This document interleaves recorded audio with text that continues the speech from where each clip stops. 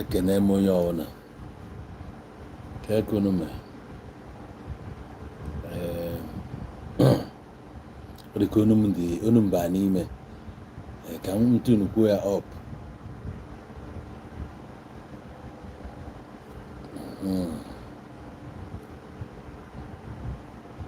okay ka onye na-ada ọfụma ka ọfụba m ọfụma no Samuel Okorikpa ka ime Stanley Chukwu na-arụ James Rosie Nnenna or Kruger or na Kruger's Dop no lele Esiambu Favor ka ime Patrick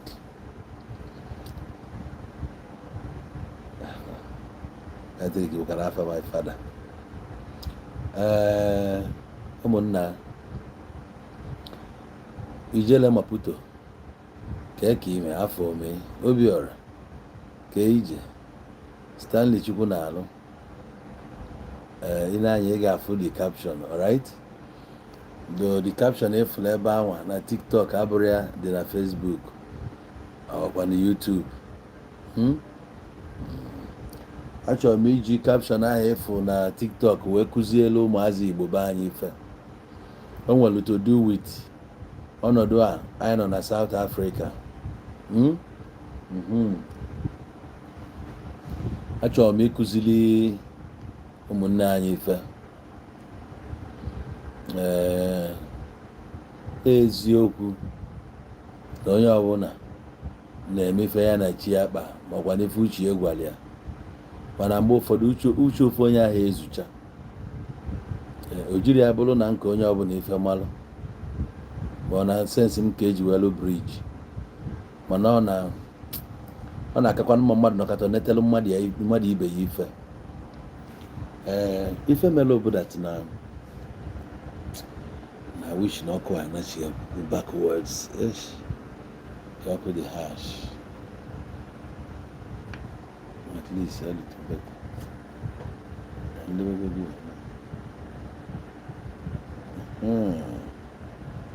at least kunu na afụma anya ọfụma kunu na afụma ọfụma please ọ dị bright maka anya m Ali Onyebuchi Bra Godwin. Okay, now I want to start with ọnọdụ ndị be anyị na South Africa. Many people jel South Africa eje South na ha dị frustrated. Many ejero South as ogbenye. O nwere ndị jelu South because of ihe akili na film like ọkwa ya ọfụma.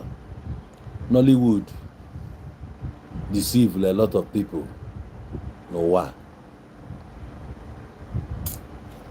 na ọkụ anyway biko ka m mechinata anya m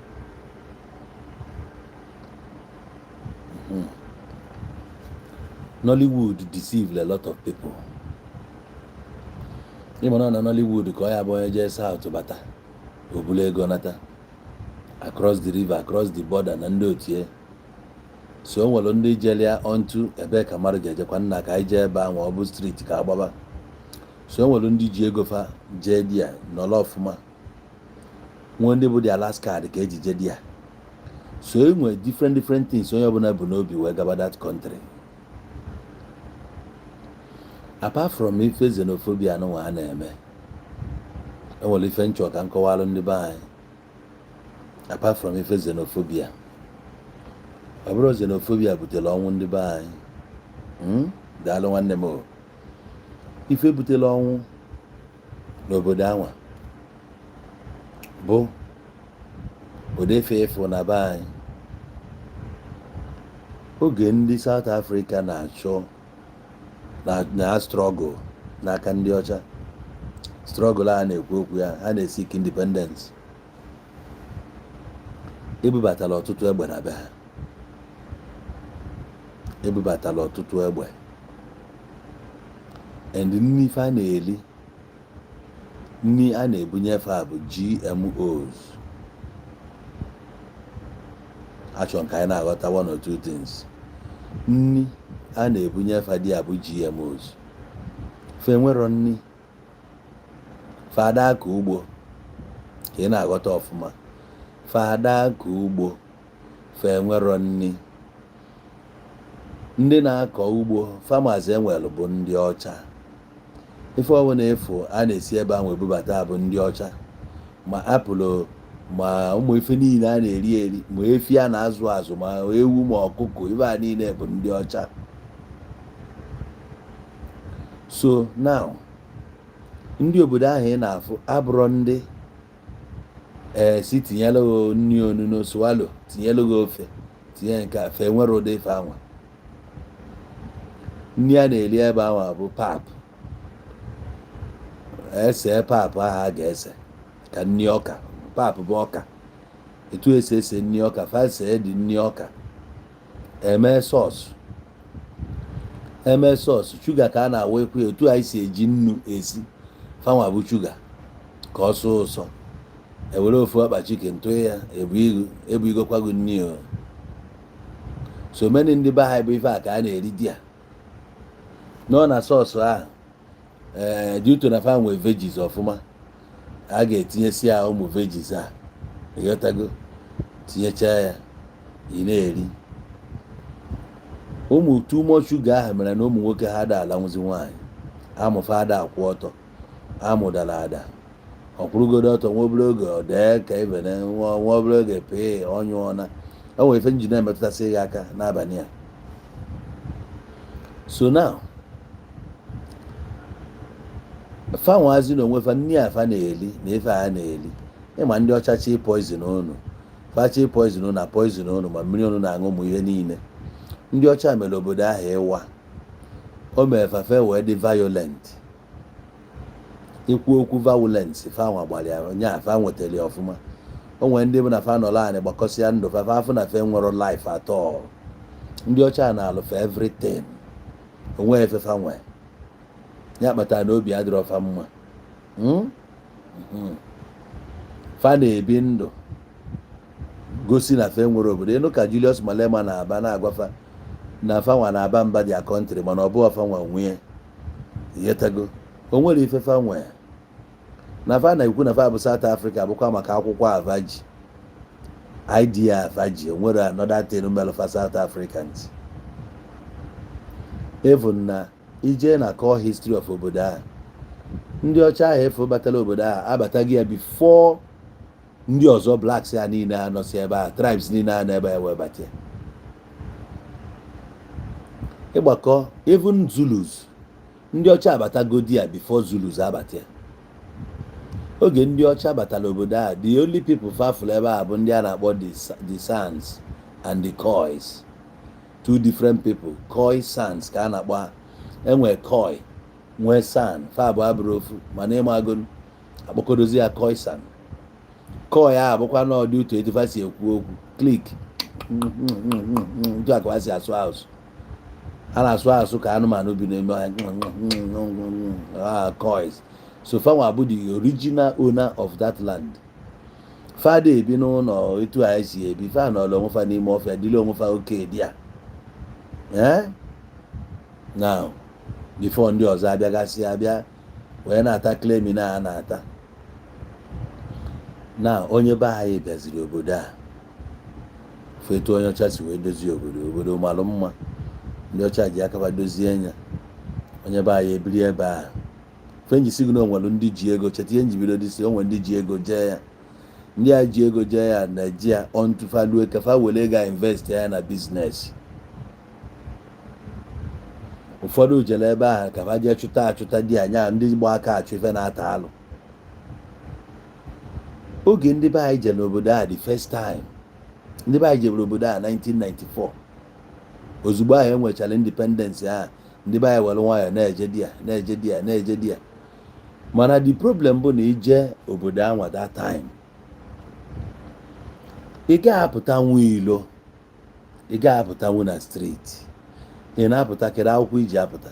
Ịchọ ka eke buru ubi ya ụkwanụ. Ebee ka ịmụ ị na-ejekwanụ. So n'ime ụlọ na họteelụ ka ndị be anyị na-anọsi that time. Nye dagodu na Arutamba a ga-ebutegodu na Hebrew first. A ga-ebutegodu Hebrew. Ịmara ma o nwere nwanna gị ya afụ, o nwere onye ịma.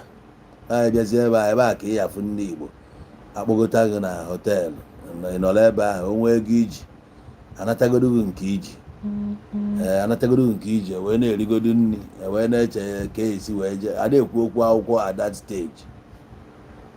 Ịghọtago? So emegide ndị be anyị ebido nwebe gang. By 1998 ndị be anyị enwebego gang. By 2001 gang a na-agwa obozi ndị ochie ndị kpụrụ onwe ha ndị ochie ndị adịgo frustrated already. Ndị a na-aba anọkọta mgbe ụfọdụ fe ebulu akpa na-aga tụọ anwa nweta gị fon na ka a ga-anara gị fon a onye ka ịbụ nke ịgbagote obodo 2004 jiri fonu wee bịa ahapụrụ gị fonu mba anyị anaragodu gị ya were sim kaadị ga-ewere fonu jee legodu fonu ka e wee rie nri. Many things melody a mana ọ bụrụ ebe ahụ bụ mkpa m. Achọrọ ka m wegotekwuo aka. O nwere oge ndị mmadụ bịa nọba n'obodo ahụ bụ South Africa. Ihe a ha bụ n'obi bịa abụghịzi ihe a na-afụ. Mainly ife ụfọdụ bụ n'obi bịa bụ ịzụ ọgwụ. Anyị ga na-akpọ okwu afa. Many people bịara ebe a bịa with intention ka ba zụọ ọgwụ. Mana ọzi onye bịa n'anya ọfụ na ife ọ bụkwa n'ife aka inu na-ada n'ọnụ ka ọ na-atọ. Ịbịa ka ịzụ ọgwụ mana ịbịazie mgbe ụfọdụ n'anya fụ na ihe emenwu ihe a na-eme. Maka na ige ntị ịnụ na-apịakpuo n'onye a n'ime epụta echi apịakpuo n'onye a n'ime epụta nwanne echi apịakpuo n'onye a n'ime a na-apịakpu ndị mmadụ a na-atụ ndị be anyị nga a na-asị ịpịakpu n'ime ka ị na-aghọta ebe nna eje a na-atụ ndị be anyị nga bifo atụ ọgwụ nga ya ebute gị kọtụ eburu gị taa echi ebupụta gị kọtụ kpee gị ikpe ozugbo ana nke ka njọ ọbụla nwere ike ebupụta gị na kọtụ anyị afụ na akwụkwọ gụnụ ka erejista keesi akwụkwọ inwe ha akwụkwọ so keesi na-abụ ka ị na-azagodo illegal immigrant and okwu ọgwụ ijebegodo nga nwere ike akwa 18 years nwere ike akwa 10 years nwere ike akwa 15 years depending ụdị ihe kọmitiri. So ndị mara na-afụ etu esi apịakpusi ndị be anyị n'ime egwu abịa ụfọdụ na-arụ fewere nwayọ bele ebele. Ọ bụzie n'isi na famili unu ji tụnwa obere ego ị na ọzi wee kpọba ka etinyelu gị ego ka ị chọọ ife ị ga na-eme. Mana the truth bụ that na many ndị be anyị na South Africa na-eme legitimate businesses. Ị na-anụ ife a na-agwa gị many ndị be anyị na-eme legitimate businesses. O nwere ndị be anyị nwee restaurant na-ele nri na ife na-agwa gị o nwere ndị be anyị nwee restaurant na-ele nri ndị be anyị. Anyị na-ele nri ndị be anyị ga na-azụ gị nri as long as ị ma ife ị na-eme. Nri gị ama na-adaludo anyị isi butekwara na nri a ga-esi different places chọrọ nri ahụ bịa ị na-ele nri. Ụfọdụ ndị be anyị nwee boutique na-compete with ndị obodo na ha boutique ha bụ ebe a ka ndị be anyị na-eje azụ akwa maka na ime eyi nwa akwa ndị South Africa shape fa na shape anyị abụrụ ofu fada enwe shoulder. So iweta akwa ha si ka iyiri ya kịta shoulder ga dọkọrọ detain aka akwa ha agba ahụ short. Ịghọtago? So ụfọdụ ndị be anyị na-alụ mechanics nya ụdị ọrụ dị iche iche ndị be anyị na-alụsi n'obodo ahụ orika mana ị mara njọ ka aka anụ. Ụfọdụ ndị be anyị bụ moto ka fa na-ele eje n'auction egoro accidental car egori ebuji ya na mechanic arụọ ọnya ele. First moto nle na South Africa was 2010. Oge a ka m chọọ ka m baa moto business ngo moto ahụ lekwa ya moto ngolu genu nji wele moto ahụ bụ ebe 2000 rand ka ịghọta ibe a na-agwa gị ebe 2000 rand ka m ji wele moto ahụ. Ọ ka ọ na-adị mgbe ya na-eji gain ele ya egota ha na ya kwam ọ n'ọbụ na etiri ọ bụgodo 5,000 dị n'elu ya ele ife mata abụ ma ị na-elepụkwa ịghọtago ọ naghị ejighị ego mere na maba and again ịmago ihe akwụkwọ asịkwa na akwụkwọ asịrọ so mana many people ndị be anyị bali into the business were ego banye ya nwee car stand na-ele moto ọ bụ ifefa na-ele ụfọdụ ajụ na fa ama eme legitimate business ife a chọrọ ịda azụ ọgwụ ọ ya kpọbatara ịgbabọghị ọgwụ a ka m chọrọ ka anyị na-anya kịta ọtọ m egbu m ọgwụ ahụ efere ndị be anyị tiri aka abụrụ ọdụsị sọ ndị obodo ahụ anyị na-elesi ọgwụ ahụ ka ọgwụ ahụ debere n'ọnọdụ ọjọọ ọgwụ ahụ tọnụrụ wee debe ụmụnne m na gị n'ọnọdụ ọjọọ ma kọwalụ gị ihe ọfụma ihe na-atọ ụtọ na-egbu egbu efere ọgwụ ahụ a na-elesi ndị obodo ndị be anyị na-eji aka fe esi ọgwụ ahụ esi ịma na a na-esi ya esi a na-esi ya esi ifu ndị niile siri ahịa n'obodo ahụ ụfọdụ anwụgokwa ahụ maka na ya bụ ihe ịma isi ahịa ahụ a na-esi esi ịma anọ karịa ebe ahụ 3 months ebe ahụ a na-esi ya ịnọ karịa ya 3 months nwanne m forget it ka ga aga na ụfọdụ ga-anụ ya 6 months because of their condition ego dị ya mkpa o nwere ndị kemikal ahụ gburu ịda na-esibere detin ọkụ abọst ebe ahụ gbagbuo ndị onye ọbụla n'ebe a ọkụ a ga-agbagbu ya maka ọkụ kemikal ị na-ene ọkụ ahụ anya ị nweghị ike ịfụ ụzọ ihe a bụ ọkụ gaasị ịgbado ka ọkụ gaasị si acha ị na-enye ya anya ọ na-adịtụ green somehow so ọ bụ ọkụ ya na-agba n'ụlọ ịfụ ụzọ there is only one way to escape that ọkụ ma ọkụ ahụ na-agba n'ụlọ ahụ ị nọ na ya ọ gbagbuo na many people ana ndị ọ gbagburu agbagbu many of them bụ ndị jicha ego the only way ị ga-eji ga escape nwa ọkụ a na ọkụ a gbabara n'ụlọ na ọkụ a bọs na orube ebe ị nọ iburu blanket sokuo ya mmiri were ya kọvaa onwe gị were anya iji wee mara etu ụlọ ahụ dị wee were speed ahụ wee kwopụta ka ị gafee ebe ọkụ dị otherwise ị ga-anwụ ebe ahụ nke a bụ na n'ọbọstụrụ ọkụ ọzọ bụ na ikpuchicha onwe gị ebe ahụ a na-esi ya ikpuchiteghị onwe gị ọfụma ịgba a na-asụ ikpuchi ya ọ bụrụ onye ọbụla chọrọ ikpu mana on this one weda you like ya ebe abụrụ na ị chọrọ ikpu ma ị chọrọ ikpu ị ga-achọrịrị ikpu ikpuchi onwe gị ọfụma o nwere ịma na nwata na-egbu mma ọ na-ekecha anya ọ bụ ha n'ihe esiri taa na-esicha na etu a o nwere onye ị ga-afụ ntutu adịghịzi ya n'isi taa ma ị ya aghọta ihe mere na ntutu adịghịzi ya nwanne nwoke n'isi o nwere ndị ị ga-afụ afọ ha o buruzie ese afọ ayọzie ayọ dọrịa na nya ị na-ene afọ ị na-ajụ gị na-ebe ha o nwere ndị mechara n'ụdị ụtọ ego ha ji ha eje eme ọpụreshọn ụfọdụ nwụrụ n'ime ya ya survive ya ọtọ m egbu m ọ na-abụ mmadụ chọọ ịba ihe dị aṅa ịgbakọcha uru na ọghọm ahịa dị na ya inene ebe a na-eje eteka ka ị riskie ndụ gị ka ị wee bute ego ata anyị maara ọfụma na ego bụ ife na-ada anọdụ o nwere ike bịa ta echi ofepụ. How about your life? How about your life?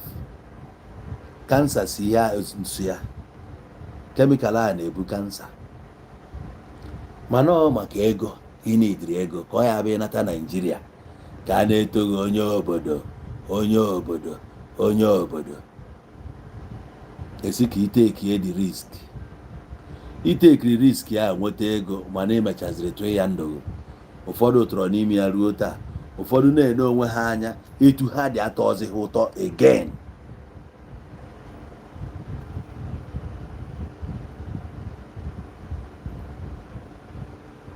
ọgwụ ka eji ezu ka i wee bute ego. Now the same ọgwụ a na-agwa gị fa enwere nke a na-elesi ndị obodo, emesịkwazi ndị be anyị ahụ na-elesizi ọgwụ ahụ na ụfọdụ meziri out of frustration ṅụbazikwa dị ọgwụ. Ha na-aṅụzi dị ọgwụ na taa na ọtụtụ n'ime ha bụzi jonki. Ị na-ene ụfọdụ anya ha mịkpọsịchaa si na mmadụ pụọ. Ị na-agwakwana ya kwụsị, ọ ya akwụsị nwụzi ya. Dị olu igwe oge ji wee kwụsị ya bụ na-ejidere ya kee ya agbụ, ya kee ya agbụ, buruzie ya tinye na moto jebezie n'ụlọ ọgwụ for rehabilitation ma ewepụ ya. Ọ dịghị possible na onye ga-eke ya agbụ ọ nwanne gị. Ọ bụrụ na ị nwere nwanne ọ na-enegha anya ọ na-ewutie, mana ihe anyị nọ bụ obodo ndị mmụọ. Ndị niile ahụ gị na ha na-afụ ebe onweghị onye ma from Nigeria, onweghị ofu onye ma from Nigeria. The only people ị ga-amazi bụ ọ bụ na ịbụ somebody azụrụ azụ ma ihe bata obodo. Ife izi ị ga-ajụba ese bụ onwekwa ebe ndị obodo unu na-eme meeting ma local gọọmenti unu, ka ọ ya bụ na onwe ebe fa na-eme meeting ka ije ebe a jee denye afa. At least ụbọchị ụka eji eme meeting ibia ebe a fa afọ gị nwa afụfa onwe ka isi nwee problem asakuleti e meseji afụrụ ka esi ya eme ka akpọpụta gị makwanụ ka agbaluo olu gị.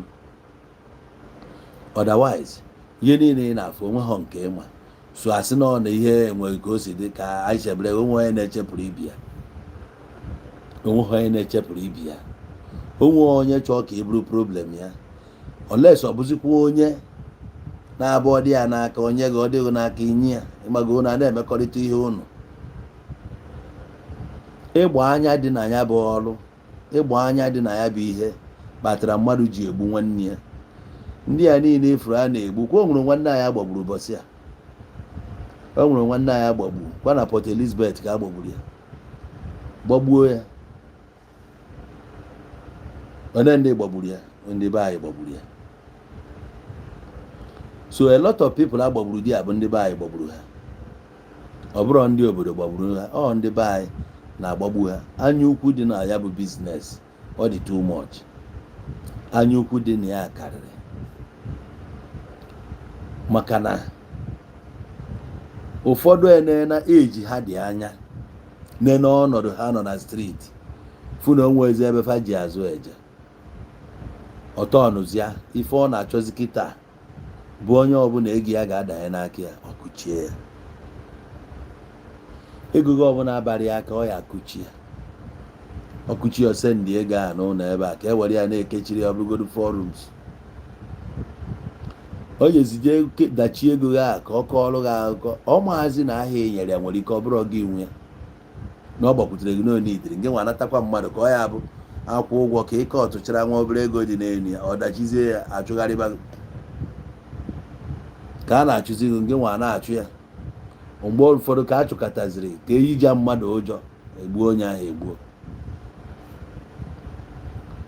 Ihe dị n'obodo ahụ abụghị ofu, ọ bụghị ịbụa. Obodo ọbụla nwere mmụọ na-achị ya, obodo ọbụla ije nwere mmụọ na-achị ya.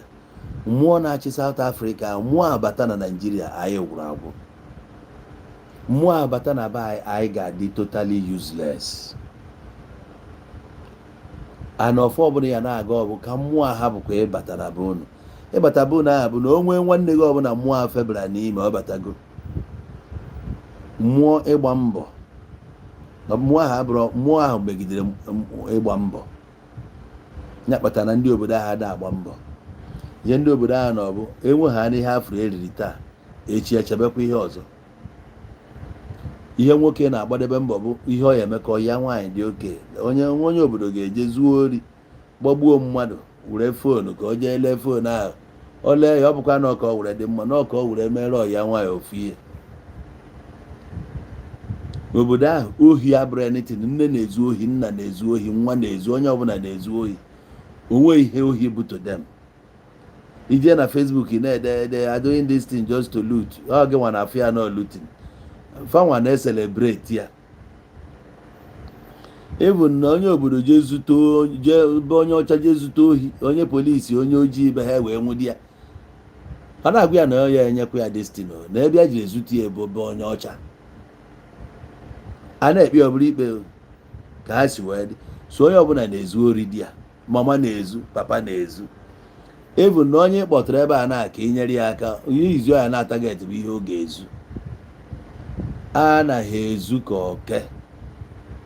Ụfọdụ ndị be anyị na-ezuburu ohi ebe a jezie ebe a, ọ bụrụ na ihe a na-achọbu achọ, ha joinuzie ezigbo ohi, egbuo na ụfọdụ ebe a. So anytime ọbụla ị na-agwa mmadụ na ị na-alụ na-esigo obodo ahụ pụọ, ha na-afụ ya na ntụ na-ịgbala ọsọ, ma ha ada afụ ihe dị na ya bụ obodo kpata na ọnụnụ ị nọ ebe ahụ enwe aminin. Ọ bụrụ na ebu somebody ma ihe ịchọ n'ụwa, ine na-afụ na ihe esuturu your lifestyle na spirit gị na ihe ejekọrọ, iwee n'oge wepụ ọkpa. Ihe mere kpata na ego n'obodo ahụ ehika. O nwere ndị kpara ego ha genuinely, o nwere ndị dị opportuned, ọ daịrị ha emekie ya n'ọkụ ahụ. Ịghọtago, no matter ka ha si meki ya bụ ego, ụfọdụ bụ na ọjọọ so wọk ọrụ ha emekie dia money baizie na-eme legit business kịta, because ọ maara ọfụma na ọ nọrọkwa na that street na o nwere ike ịba n'ime at any time.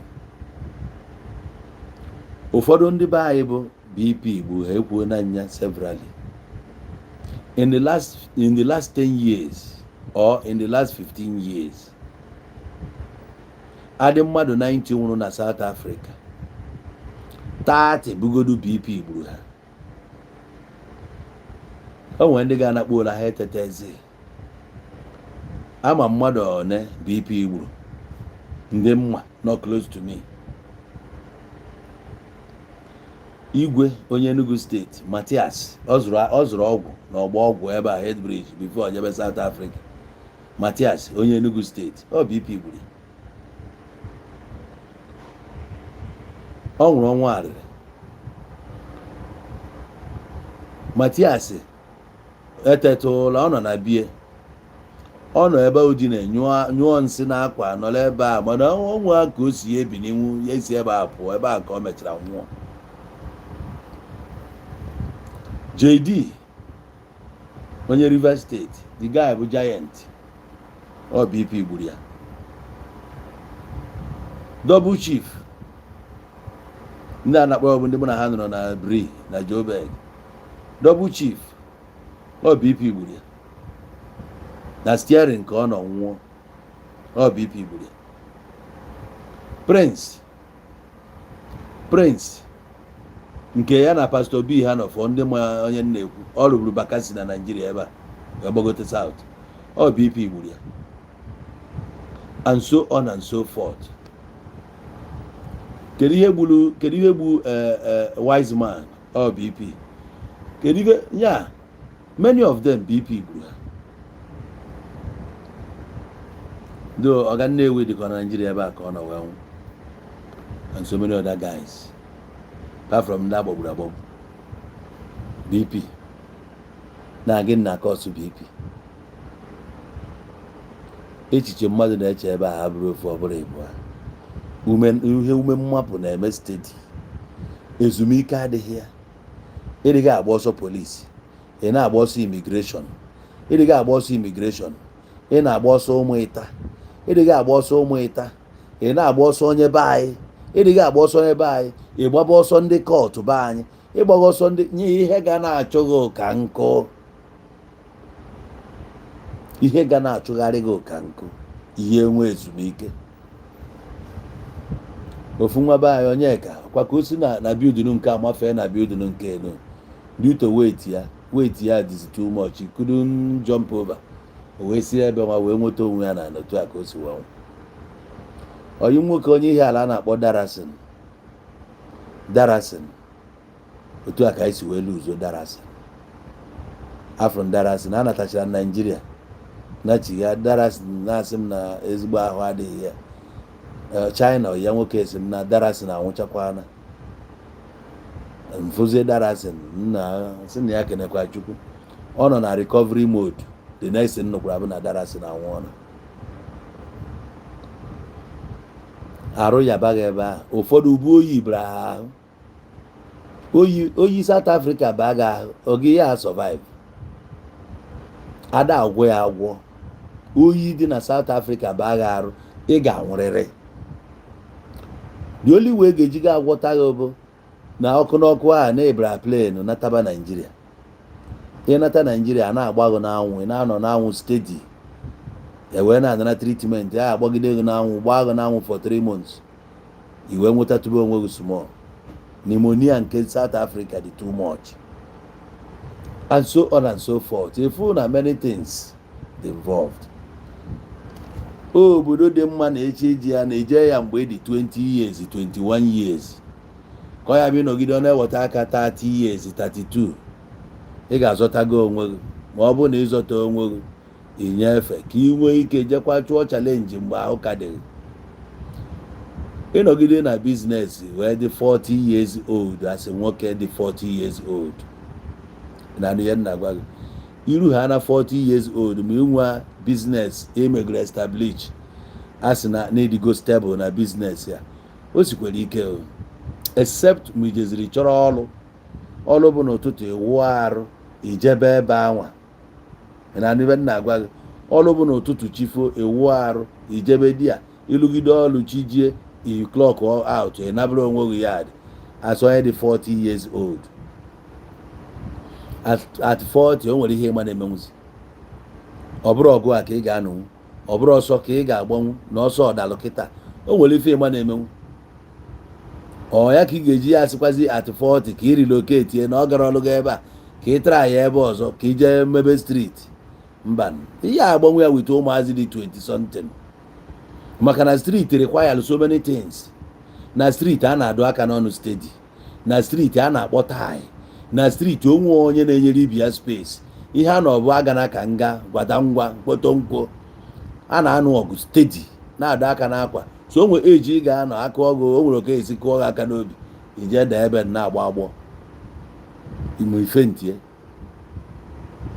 ijezie at that age pụta na street jee na-eme gị na ụmụazị gbagotachara ọfụ eje na-azọ kọstọma azọ na-enarị onye ahịa na-emere nke a ya gị na ma ejezije claim mbere ya n'ibe onye ochie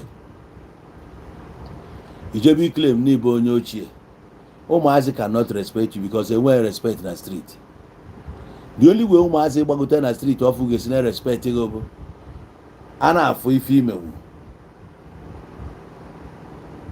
onwe onye ekeri na street ka anyị na-ekwu maka na South Africa street onwe onye ekeri isolu na ndị ga-eje okwu ya because onye enwe ndị eke mmalụ n'ogbe unu due to asonye nọgoro na street ya over 10 years 15 years eke niile amụrago a na-respect gị ịghọtago na onwegodo nwa ịkpụrụ kịta before na-eru station based on asonye ebu iji nọmba ị ga-akpọ na station si a na-akpọrọ your boy kịta na ị na-abịa so ụmụazị a na-respect gị for that mana ọ bụrụ na ọ na-eke eriri mmadụ na onwe ihe contribute enweghị any respect for you ọ bụghị moto ka ị na-agba onweghị ihe eche onweghị ga respect ọ mgbe a ka ị ga-afụ ebe ị dabatara na case study anya n'abalị a n'iruo na that level ị mara oge ị atụnye tọwel na ring a wee nwayọọ kwari onwe gị ugwu pụtaba ịkwari onwe gị ugwu pụtaba maka ndụ ịbata onwe obere ego iji ị chọrọ ofu shop na kpụrụ n'ime ebe a ọ bụrụ na ihe eme ya enwere many businesses you can do ijide ego igrosi ya na tinye ya na transport ọ bụrụ ọnụ azụ ka ego gị zuru igoro ọnụ azụ yes o nwere ihe ịma na-emenwu with age at the age of 50 ị need ịnọ ụlọ nso maka enwere ike your father anọzi ndụ ọ bụ na your father anọrọzi ndụ ọzi gị nwa bụ onye ga-eteki over as father ọ bụrụ na the age of 20s na ịkpata ego, 30s ịkpata ego, 40s ịkpata ego, ọ bụ na 50 ka ị ga-akpata ego. Ihe nọ na 50 bụzi inwe olileanya. Enwerozi garantii ka risk ị ga-eteki nwezina. Enwere risk ịma na-eteki nwu, mana onye dị 20 ga-eteki risk ọ ma na eburugodi ya kịta highest 10 years na age ka dị na side ya. Nke nwa nọ na 50 ọ bụ ịkọmitie na ewekwa agụ 15 ya dị arọ nepụta. Ara nke ka njọ ọbụla nwere ike at 50 na-enube nwaanyị. Ọ bụ na idigo 50 na-enube nwaanyị, ọ na-edi 45 enube nwaanyị, akwa agụ 15 ọ 60 ka ị ga-adịpụta. Ana ka m gwa gị ife dị n'ịba n'ime bụ na ịba ime highest na-ajụ ka ese gị ajụ ese gị 1 year. Ife njiti ya 1 year bụ ka ọ rapụ ịdị ka onye ọ na-asị ka ọ ga-ịbakwara n'ime onye ọbụla okwu Igbo etu a na-abụ a na-atụ wọtụ pik to last card ozugbo atụnyere ọsọ ya bụ na finishing account ozugbo ọ nwere echefu okwe etu a ka ọ dị. Eburu ha naghị ute gị n'ime ozugbo okwu achọfụ sikwa highest position na even among your friends ga-ewere ndị a ga-eji replace ya because ọ bụrụ na o nwere ihe a na-anatabu ugbo na o nwere ihe ị na-eje emeri ya achọ onye ọzọ replace ị ga na-ejere ya. Ọ bụrụ na gị na-eje asọtụrụ ya aha asịmanụ gị ọ chọkwa onye ọzọ ozugbo. O nwere ndị narị ekpe ekpere ka akụkpuo gị n'ime ka ị pụọ ọrụ ha n'ụzọ. So ozugbo ị pụrụ abịa neta gị ugbo n'one n'ime onwe oge oyi eruo onwezi onye ga na-abịa. Ọ bụrụ na o nwere nwaanyị ị mụrụ nwa ọ na-achọta gị mgbe ụfọdụ, ma ọ bụrụ na ndị be anyị a onye ga na-achọta gị bụ your honest ma ọ bụrụ na aka ruru gị ihe, mana wee be anyị na onwe ihe echi ọga after 1 year echefugo gị. I wee nọba ebe a ka ọ ga-abịa ịnọbazie many things a na-agba gị n'isi ịfụba reality gbaa ka ị ga-ama na ọ bụrụ na ịmasị nsi na ịka ala ịnago because apịakpuo gị n'ime i wee fụbazie ndị be anyị gbagoro isi awọ. Ndị dị 35 years gba ha gbaa n'isi awọ, ndị dị 40 years isi awọ ejuru anya n'isi, ndị dị 50 isi anacha white. Ewee jụọ gị ihe ị mere i wee kwuo ị nọzi ebe a fọm kwa anọda ijoin no community n'ebe ahụ isigo ebe a pụọ ịnọzi ị na-echeta begu na-echeta ihe ọbụla ị na-eme na South Africa the same time ị na-echeta ihe ọbụla na-eme na be nna gị ebe ihe niile a na-eplezi gị n'isi. Ịnọrọ ebe a ịnọkọtazi na-eti hey ịnọbiri ikwe hey efu na ihe niile abụrụzi ego at that stage. Ihe na-ekwuzi okwu ya mgbe a bụ freedom. Ba freedom emego gị elud ọnọzi close iwu ichibezie na ọ bụrụ na ịmasef na ịkagharị itinye aka n'ihe a. O nwere ike ọ bụrụ ofu kpụrụ kọstọma ka eji sọtụ enwude gị. Many things na-eme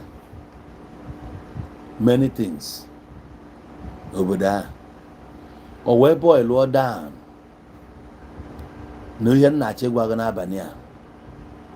Nwanne m ọ bụrụ na South Africa n'ilu na 50 years you won't have stable business.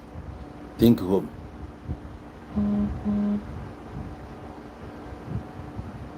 Ọ bụrụ na ịdị 30 something n'ịnọ na South Africa gee m ntị. Mbọsị ọbụla chi fopụta inwe anwa were 10 rand gro koku ebe a ka ị ṅụọ make ya chụa na iwetakwara 10 rand send ya na akaụntụ gị na Nigeria. You get why?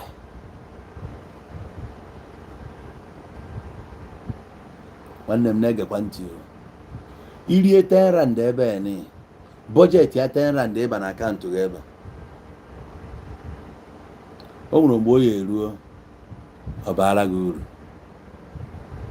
ọkachi no matter how small ọ dị ebe ahụ. Ihe ọcha iji ma egwu a ekwefuru egwu a ihe ọcha hapụ ihe ọcha. Ife ahịa Orlando ya bụ ụzọ na-eli to death Ife ahịa Orlando bụ na Soweto, Orlando, hangover, Orlando, over, Orlando. Ego ahụ eji egosi Spark, ego ahụ eji eje Nando's, KFC, eje ego Brodas, ihe niile ahụ efuru onweghị ihe ọ bụ ebe anwa. Ịbata Naijiria ka ị ga-aghọta na ego ahụ nwere meaning. Ọnụ m fụkwara ya at a point mgbe m natara Naijiria gekwa ntị. O nwere oge bụ na onwe every week akwụkwọ enwe my destiny dị n'ebe a, my diary dị ebe a. Mama m ga-afụ ya, ọ na-aka mma a na-ekwu okwu a na-eme eme. Yes, I'm gonna show you something. Yeah, my diary from South Africa. Yeah, diary from South Africa. Ihe m ga-egosi.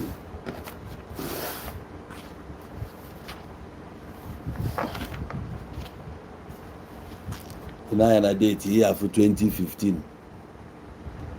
Ya abụrụgori ma ya bụ my UBA na ndị otu ya. Kedu onwe ya m ga-egosi.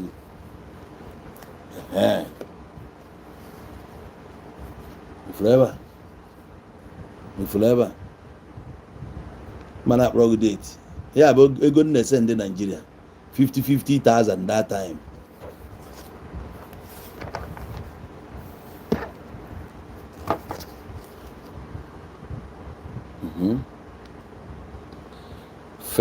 First of June, okay, yeah, 2016, 2,670 rand mgbe ahụ na-ege ntị, 2,670 rand mgbe ahụ ga-enye gị 50,000 naira on the 1st of June. 2nd of June, 2,670,000, 50,000 naira and Sunday. On the 3rd of June, 2016, 2,670, 50,000 naira. Oge ahụ. On the 7th of June 2016, oge ahụ 2,540, ego agbatuo na 2,540 nyekwara 50,000. On the 8th, next day ya nsendekwara ọ bụ 2,530 rand nyere 50,000 naira. Etu a ka nsi wee na-eti ihe oge ahụ. Ọ ego mmeji wee na-agba ọfọ ogere, which some people mgbe ahụ bụ etu a ka m si megide ya. Nna apụta one day, ofu friend m akpọ m sị m na o nwere moto pụta anụ this that, nsi aja ekwe moto ahụ ọnụ. 2016 ka ngo moto na Nigeria the first time, ngo di moto. Ma ndị a na-achị m ọchị na ọgba aka na South Africa, this and that. Nwekwana ebuchi ibie, ọ na-amazi na ụmụ eme nkọgheri na-achị mmadụ ọchị. Onwe ebuchi ibie, ọ na-achịzi na mmadụ ọchị. Ọ bụgodu na onwe ihe nwe, abụghị ihe eji na-achị m ọchị. Ihe na-agwa ndị mmadụ bụ ihe ga-abara uru. Ọ bụgodu na ọ wọkụrọlụ m, o nwere ike ịwọkụrụ onye ọzọ. Ana ọ bụgodu na ọ wọkụrọlụ onye ahụ, ngwa ya na ihe na-eka nsi mee nke m apply, ọ gaalụ m. Ejena akọgheribe. Emena nkọgheri. Hapịa etu ahụ. Onye a nwere ike use that method ọ gagharịa. Ọ bụrụ na nke m agarọ, onwe ihe ya agwa onye ahụ egwu ya. Ejena ebe a kwugheribe. Ma ị chọọ ihe ya akọ m n'ọnụ. Adị m sure na inwe nwanne dị ka m, ị ga-adị very happy. Ọ bụ na ị nwere a brother dị ka m, ị ga-adị very happy. Na Chukwu gọziri gị ba inye gị such a brother. Ịghọtago? Epụta ị na-akọ. Ọ bụ na ị ma my story, if you know my story, you no go fit talk nonsense. Ị ga-ama na esi from a very tough background, but ị marọ. Even school fees at some point, but teachers na-akwụrụ m school fees. You no go understand. Ekwesịrị m ego free education, which government nyere m scholarship, but because I'm from a rich family, onye na-guide him through ole my scholarship ole nya lefu onye who go ask my father ga-eje eju my father eji nego my father no go fit stand the man a lawyer onye be anyị bụ a lawyer na practice na Lagos abalị ebustere afa ha nationwide ebupụtara afa every state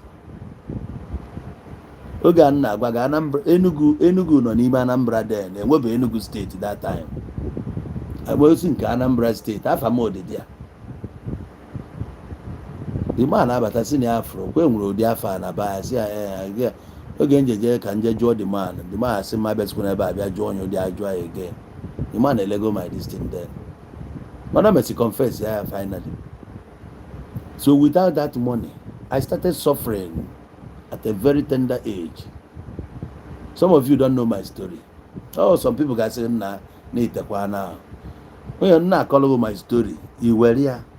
They build the wrong way, they find the wrong way, no. But you were seeing some people. For many reasons, he gave you any blame your father. My father gave me that lagunka, no malagunka, rapia. If you matter about a go, well, be angry solo. Etu ọbụna isi for ụwa were ya like that robi ọcha soria mụnwa ji aka nye onwe m education. I'm telling you, ihe ọbụla nwoke ga-eme to survive, I did it. Ihe m atraịrọ na ndụ m abụ izu ori.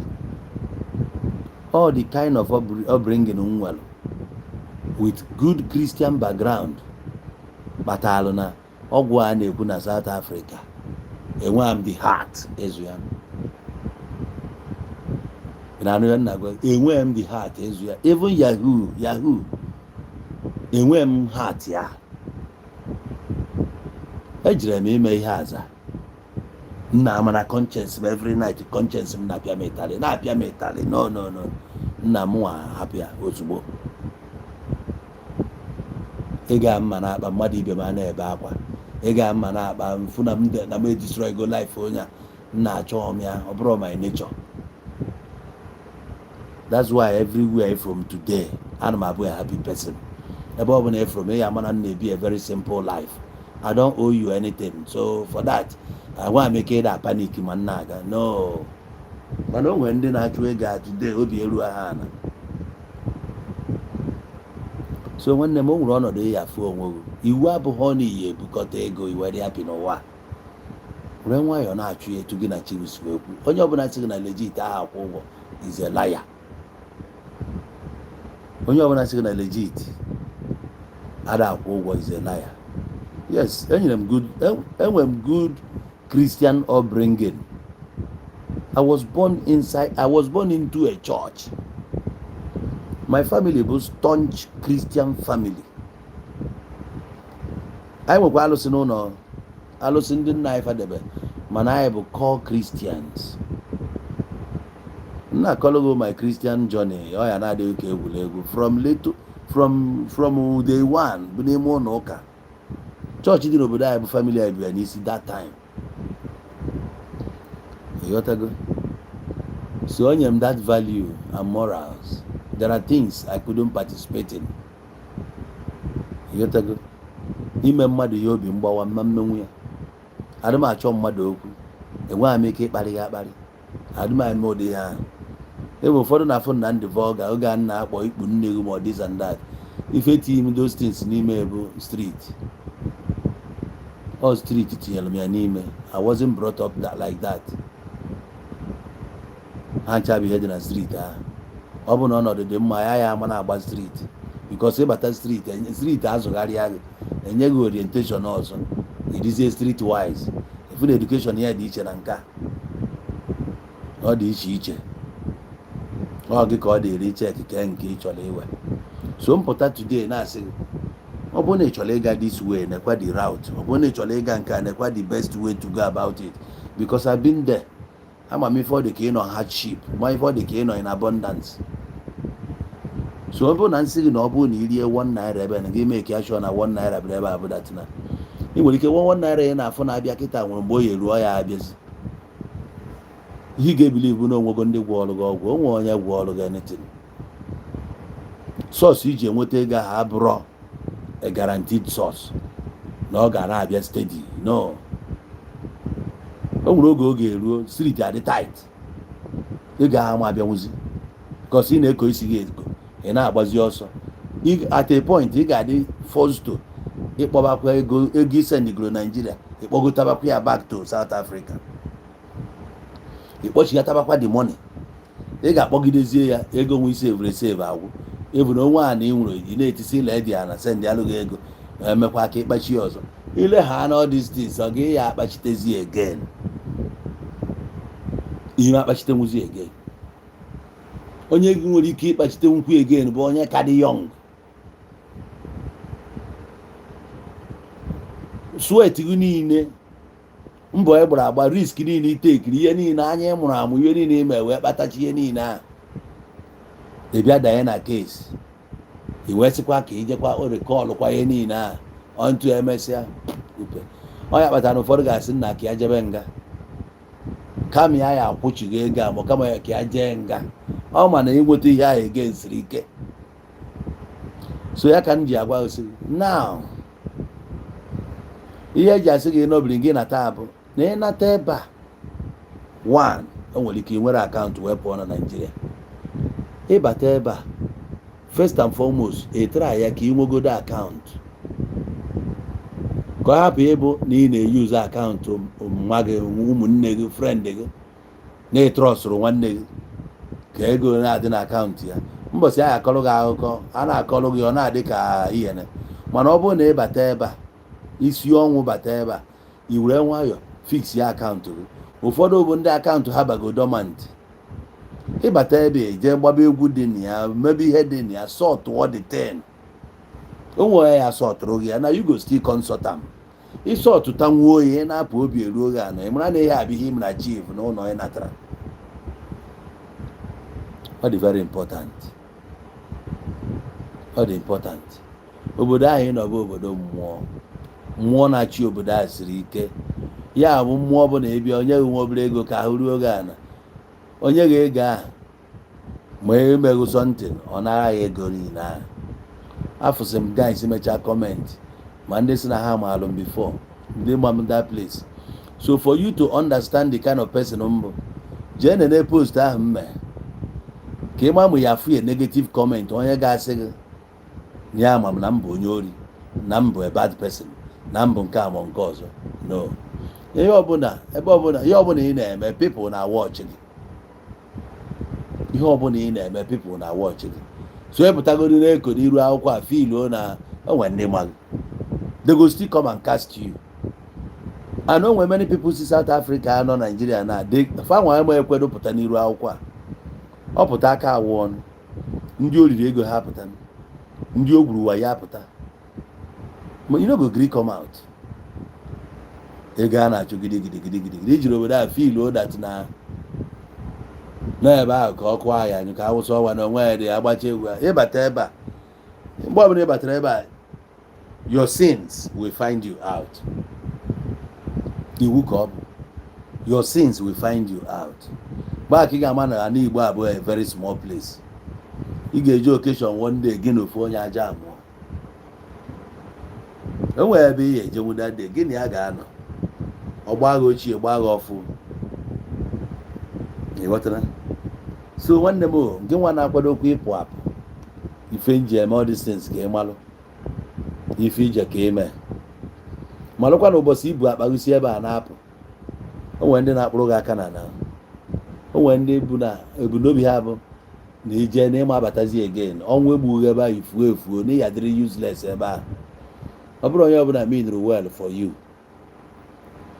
Mana iru ebe ahụ, o nwere step ị ga-eteki, ihe ahụ ha kwuru n'isi ga-awa ọkụ. Ha ekwuola na ya abatazi gị jebe na moto ga-egbughị ebe ahụ, na ya abatazi iru ebe a kịta were nwaanyị yiri isi eme abatazi. Ije ebe ahụ were aṅụrụma na ihe ọsịse yiri isi, you no go come back again. Onweghị onye na-ese ihe ọsịse ji aṅụrụma na-amụ ihe o jere na South, you cannot come back. The thing ga-anara gị ihe ọbụla ị na-arụta, mmanya ga na-anara gị ya. Obodo bụ obodo a na-aṅụ mmanya, ije fụrụ mmanya dị iche iche. Ịṅụcha mmanya na South bata Nigeria, mfụ na biya ya dị egbu. When was the last time ị pụtara Nigeria fụ onye ṅụchara mmanya na-adagharị mgbe ya afịa biya ya esighị ike to compare nke ndị a. Biya ha siri ike. Biya ndị South Africa o siri ike well. Si ruo ebe ahụ ṅụbazie mmanya. Anyị na-aṅụ mmanya bịa na-eme obi aṅụrị n'idie nwaanyị. Ụmụ nwaanyị anarị achọ onye na-egote mmanya. Ụna a na-aṅụ a na-eri. Eji a na-abra ya anụ a na-emepụta anụ ị na-eri. A na-akụ live na-eje club every day a na-agba club. Ihe nzute ka nkụ a na-ezute a na-ewetara gị filuo na ebe a ka ị ga-atọ. O siri gị ike mbata. Anụ o siri gị ike imepụta ihe na be anyị a. O sikara gị. Ị ya agụta ndị jelụnụ akafacha dị uto na akara akafa. Ike ngafa dị ọkụ. O jee asị nwa afọ ma ihe. Ọ marago na azide hot ka ọ na-eme ihe. Ụfọdụ jiri ozugbo waba foundation. Ị ga na-abịa ọ na-awa foundation. Si ọnwụ wagide megide ihe dị n'ụlọ ya mechaa ya. Gro moto park ya. Very few. Nya 1 out of 50 break nwere ihe a ngwara gị na kpụọ aja na-eme na-arụ ụlọ rụgide rụcha 1 out of 50. Ịgụcha 50 gụta ofu onye menwuri ya. Egụbakwa ịgụtakwa 100 fụ onye ọzọ menwuri ya. Ọ dịrịzi. N'ogotere efu moto na Nigeria ọ dịghị izi. Na o mepere biznes na Nigeria. O siri ike n'ụdị akụkọ a. O siri ike ịnụ ya. Onye na-agba street ya bịa mepere biznes ebe a. Onye na-agba street ebe a ga-abịa ịnụ nwaanyị. O siri ike ịnụ na onye a natara Nigeria bịa nụọ nwaanyị nachigata. O siri ike. Few na-emenwu ya. Zogide ahịa ego megide ihe na street ego agba ya n'aka ọ nata Nigeria bịa nụọ nwaanyị. Kpọrọ gbago. O siri ike ịnụ ya. Many bụ nwaanyị obodo jihadia. Ana mgbe ọbụla gị na nwaanyị megidere ihe na South Africa wee ruo to the point na gị na ya bizi ebi n'ụlọ. Ikote isi gị ụbụ ikote nwe isi gị ụbụ na nne gị na-edoro gị maasị ka ha na-akpụ ya na-ebu ukuru gị ka amamka esi eme ya na Catholic. A ga na-ekpere gị ekpere steady. Nya bụ na ọwa ọkụ.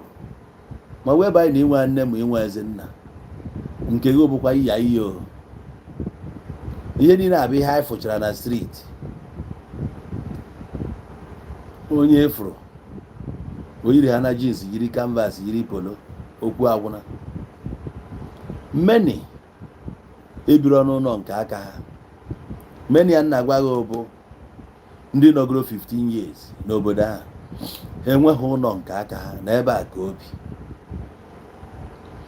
So wee banye na-efuru onwe gị n'ọnọdụ a. Ị ka na-ewe iwe na m sị gị nataba. Onwe a ka ị nata Nigeria n'ọnwa ihe edighị ekwu okwu ka ịkwụ ụgwọ ụlọ. Nwogodo ọsị ya bụrụ nọ self-con nke ya na-akpụ ya ebe a. Ya na-akpụ ya ebe a bụ anyway ka anyị were ya ọ bịazie m n'isi m ga-agwa gị. At least ka ịkwụ ụgwọ one self-con, one room nwere kitchen and toilet. Ka ya na-akpụ ya na Asaba ebe o nwere ya na-akpụ ya.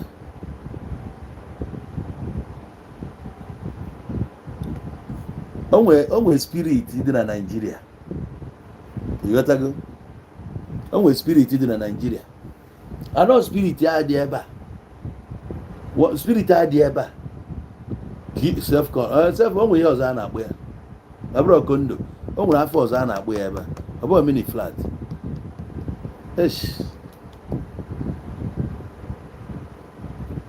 Anyway ka a na-eje. Spirit dị na Nigeria bụ that na n'inu idiri ka ị kọrọ ya ka ime ihe ụmụ ọgbọghọ na-eme. Ọ bụrụ studio, ọ bụrụ masters, bed sitter. Thank you Akimbo. Akimbo nwetara ya bed sitter. yes ya na-akpụ ebe a bụ bedsitter.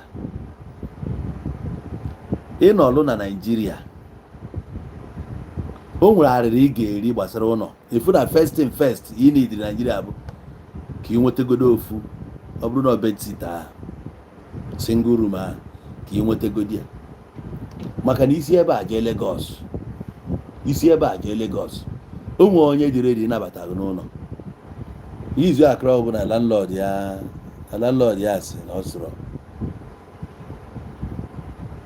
o nwere ike ọ gbara na caretaker bịa ebe a iyi ekwugharịgide na Lagos ị ga-agbachighata azụ so hizi ị ga-agba mbọ ka ị achieve na Naịjirịa bụ bedsitter. Ọ bụrụ na ọ dịghị n'aka were 2 bedroom kama ọ na-adị 2 share ya 2 rooms and parlor chifo your guy mapụ gị nwa ya like kwa ka ị mapụ chifo mapụ ị ga-like ị mapụkwa all the spirit dị ebe a kpata spirit a ka many people ji wee mapụsịa jebe south ahụ mana ịlụzi south ahụ at some point the spirit ya ada the spirit ya dị eze ọ bụ na the spirit dị nwanne ị gaa na attach nye mmadụ na room after 5 years n'obodo ị ga-like inwe your own room ha yes na ibikara mmadụ n'ụlọ ibinyere mmadụ 1 year ibirizie nke ịghọtago oge njel ihe mụ na mmadụ biri bụ ebe 6 months the guy a na-akwapụ m ọ na-akwapụ m akwapụ so na-ewute m somehow na ọ na-akwapụ m ama nne ihe ọma ka ọ na-emere m ụbọchị ọ kwapụrụ m finally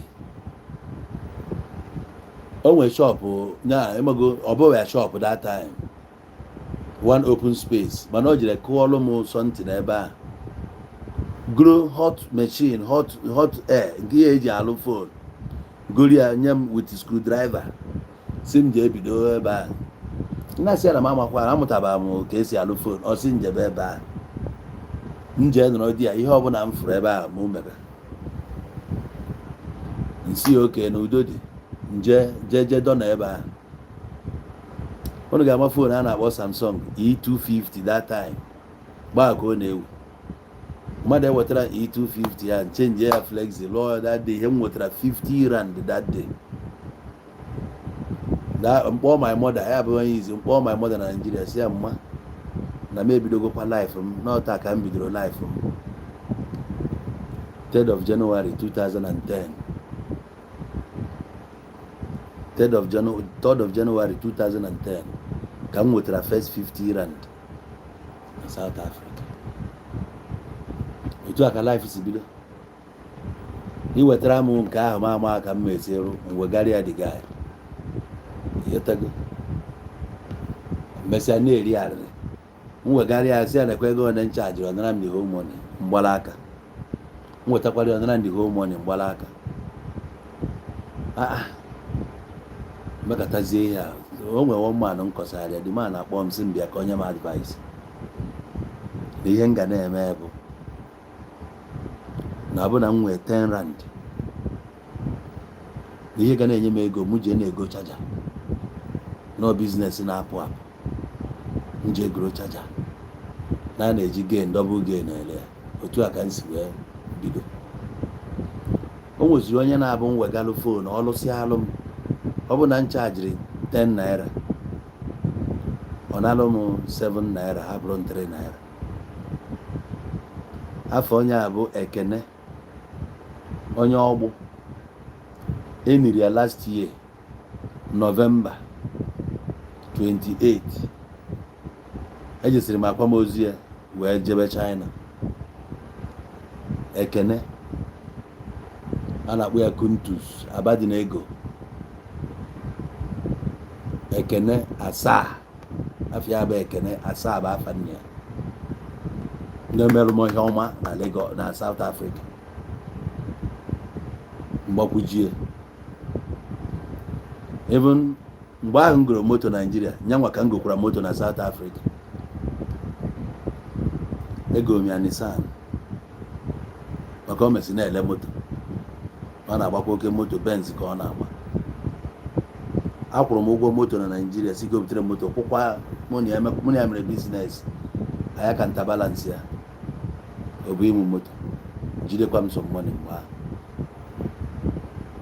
maka emebe enwe mgbe o rụziri chukwu a na-agbatakwara m obidokwa na-aga life abịa tọbakwa m ụtọ nchefukwa afọ niile nta ata mana ọ na onwe spirit anyị ji wee bata obodo that experience a ka ọ na-abụ na-ekwu okwu na-agwa some people o nwere inu ntụrụ ebe a atụọ n'anya severally m ga-ekwukwu ya n'abalị akọsa mara m onye na-ege a boy si from a poor family ọ gị abịa ịkpọrọ ya ka ọ jee gbaalị ya boy mbọsị ahụ ọ na-apụ that early morning ọ gị abịa ịkpọrọ the boy fa na-apụ papia na-adọchiga the boy azụ sumọsumọ na-eme ya ka o slow ka ọ gị ya nọrọ n'ihu so nwe oge olu ọ gị papia tụgharịa the boy si a na-egodube nna ya ọ na-ebe na ọsọ ifo be nna ọsị ya ngwa bịa jebe ọ bụ na ya papia acha egwu ya no story iru ebe a gbadokwa anya gbaba mbọ ezuna ohi emena nke ihe ọ gwadebere ifuru be nna bye bye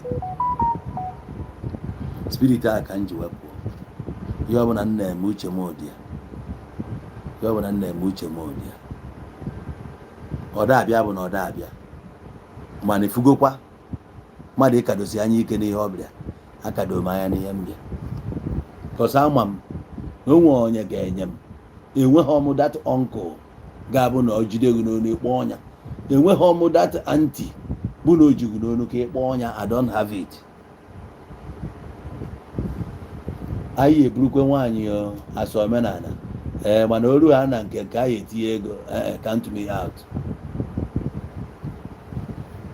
Ọ bụ na ihe weta nke hapịa ma amaghị ihe mere anyị ba m nwaanyị ịgbago o nwe nwaanyị nna anyị mgbe a ọ na-alụ na true words nwaanyị asị one day ọ nwere one girl ọ na-afụba mụ na wesị m bịa nwa ọ na-afụ ma nwa ọ na-akwụkwa taiti ọ na-akwụ si anọla ebe akọba anyị kọ na ị ga-enye m mmemme ka ịma na ma family m dị very poor ka anyị dị very poor onwe ya enwe gị nwakwanụ ngwaala m enweghị ego ịma na mmarụ ụlọ ọ na ịma na mmanụ nwaanyị etu a ka mụ abịrị obodo gị ịmụ ya hepụ m ọ bụkwa na ya hepụ m eju gaba m wee jide amụ m ịchọ gaba hapụrụ m amụ m ọ dịrị adị mba ọ dịghị adị eji nye emeka nwoke bụ ya ama m ife mbụ na wafọ yi ihe chọọ ije buru nke ndị bụ unu debe ịghọtago so nwanne m South Africa wee bụ n'obodo bụ na ijesi abata ihe ọmụ ị ga-emere ndị be anyị bụ onye na-achọ ije kọwalịa osi ọnwụ na ọ ga-eje ya jebe na Chukwu nwekwara ike deria o nwere ike o ji akara aka dị mma o jee ebe ọ gaalịa mana ime ka ọ fụ the hazards dị n'ụzọ ya dị ya dị ụzọ adịrọ smooth atọ ụzọ adịrọ smooth ịmụghọ onye bụ onye ị ga-abanwe n'ime at any fucking time ịmahọ etu a ka m si jee na-abala ọnwụ mba na-aba mba ọma na onye na-abara mba bụ onye ji egbe ana onye a agbagbuo na nwa be anyị ihe ọ gbagbugidego ndị mmadụ ọnwụ na-agụzi ya nje na-abalị ya mba adọnno ọ bụ na mba bara mba ọ tụkwasị m egbe gba aka ya apụọ na m na streeti bulituo na moto ka mba agba m egbe agba Chukwu eme dịtị na akụ ayọn to ayọn ọ bụrụ na mbụ onye chuzin ihe mma na-akọ na n'ụlọ ụka agbara m dị egbe ada m ka m na-ana azụ mkpọbunye daa na Disemba kwanụ ka ya mere Disemba 2016 fonu eji m ofu fonu jide ofu tablet n'aka fine boy akpọ ụkwụ nyi Timbaland ya that day ka m gori ya yiri ya that day amastabeghị m step ya ịmara Timbaland a na master step ya na-agadịte mkpọkụrụ m nna nda ugbu a ka dịga anyị gbara m egbe ọkụ ayọn to ayọn na amaghị m ihe dọnitere m na tablet m ji adapụ jidesie fonu m ike mgbe ọsọ m gbalụ n'abalị ahụ maka na eri ya mbi bụ a dangerous ogbe ebi na West Dean across bụ Westbury onye ọbụla biri na Joburg ga-agwa gị na Westbury so na the worst township enwere na Joburg efu Westbury efu Freedom Park efu Alexandra ebe a niile bụ was yeah, dangerous places. So wait to bụ kingdom na dị okay. Agba m egbe ọ bụrụ na agbara m egbe ahụ egbe enweta m otu a ka ekarisi wee kọ dị ahụ. One boy ebe anyị na-alụ phone na that same spot ka afa dis tavern o nwere tavern dị ebe ahụ echefuo na m afịa nwaba anyị na-alụ phone ebe a gbagbukwere ebe ahụ. Agba m egbe ahụ n'owe chimazọm chimụzọrọ m many times. Aka mmadụ ga na-eweta ọnụ na-akọ rubbish. Obodo ijire gị na ndị mmụọ ekwe n'aka idina ana n'abalị enwe ezigbo nlọ ị na-alọ. Ọ mụ nọkọtara enwere mgbe ahụ ya agwaba gị okwu Chinyere masị anụ arụ m chọrọ o nwere mgbe anụ arụ ya na-agwazi gị okwu ige ntị. Ọnwa na-ada ndị naanị n'anyasị mmụọ m apụọ jee na-agagharị na my village. Ebe niile m gago na my village otu a ka spirit m ga-esi na-agagharị ebe a mfu onwe m ka m na-aga na the whole street. So nnọkọta m na-ajụ onwe m nna gịnị na-eme nwaanyị ji afụsị ụdị ha mmadụ emerekwa nwụọ hia wee na-ajụ onwe m ọ bụ otu a nnakpu ebe a etetazighị ụla na m nwụrụ ebe a arụmọya nakwa famili m onwekwuru ụdị ego a ga-eji wee buna m mgbe ahụ ibuna mmadụ bụ ebe 4 million naira a ga-ebuna nwukwe m mgbakọgide ya ya nna afụ oge ahụ my spirit a na-agwa m time ị na-eruo na time to go. After all na ibi obodo obibi ihe mmiri abụ ka m bịa chụọ ego ụfọdụ ndị mmadụ jeziri ebe ahụ fụzie comfort nọrọ chefuo na ndị nke jere Europe ha bisi ebe ahụ bụ because of na ha na-arụ ọrụ. Ọ bụrụ na ịfụrụ ọrụ ị na-arụ inwe guarantee ebe ahụ ị na-arụ ọrụ steady income your life ga-adị stable. Mana onye na-agba street your life adịrọ stable. Ịchụ ego nwụrụ dị ego ị ga-enweta hapụ ebe ahụ na bịa bụrụ obodo dị rough like this. So mmụọ m agwụgo ma ị bịara ebe obibi onwe ya nete na-atọ ụtọ iruo n'oge eje nụ nwaanyị hapụ ihe ọbụla efuru n'obodo a go. Mmụọ m agagharịgide mkpọọ my friend si ya nna n'oruo n'oge ngana shop gị akwa na biznes si akwa m obere obodo a mee ka ihe a ka nnaba na mma na-abịarute o nweghị ihe ahapụrụ m everything otu ahụ. I came mbata nọgharịkwa na Naịjirịa nachigakwa azụ achọghị m ịnụ ya n'ike ka o buo m aka ka m wee nwaanyị seti onwe m ọfụma. Ọ ya bụ ya nna gwa gị ọ bụrụ na ị gụrụ 10 naira gụrụ ihe werekwa 10 naira tinye ebe a ka ọ ya bụ ịnata ka ifu ego iji wee na eset gasị things in place ga-abụ ịbatazie ọzọ ịbalansizie. O nwere nke bụ na ịnata ọ bụrụ nwaanyị nụọ ihe niile abụ ihe dịrị gị ime na-eme ya nke ọbụla ịfụrụ aka nke ọbụla aka ruru na Naịjirịa megodi ya. Ọ bụrụ na nwaanyị bụ ihe chere gị n'ihu nụọ ya nụgodu na ịnụọ na ihe anụzi ọzọ ọ bụrụgo one lifetime achievement. Ọ bụrụ na moto a ka ebiri afụ moto n'iva gori ya debe ya bụrụ na o nwere fụ ihe ị mere ka ị natara ebe a nọ ihe a ga na-adọnata gị ihe a ga-eme ka obi gị dị ebe a. Ọ bụrụ na foundation a ka ị makarịa o ya enweriri something ibido gị ma imenwughị ya nọ n'aka ya emesịa nwanne m ị ga-emenwukwu ya ọ dịkwa possible court or down na ụmụ ife frivolities a court or down esi onwekwu onye na-akwado imere gị ahụ. O nwere mgbe bụ na ọkọ gị n'aka ebe a ndị ahụ ịma ebe a ịnata na even ndị ahụ gị na ha na-akụ di ya inwe 10 friends ebe ahụ na-ege ntị inwe 10 unu chee wee bakọị plan mgbe ị mara ọ dịrọ possible ha yes ọ bụrụ 2 ka gị na ya ma ọ 3 ka unu chaa yi wee nata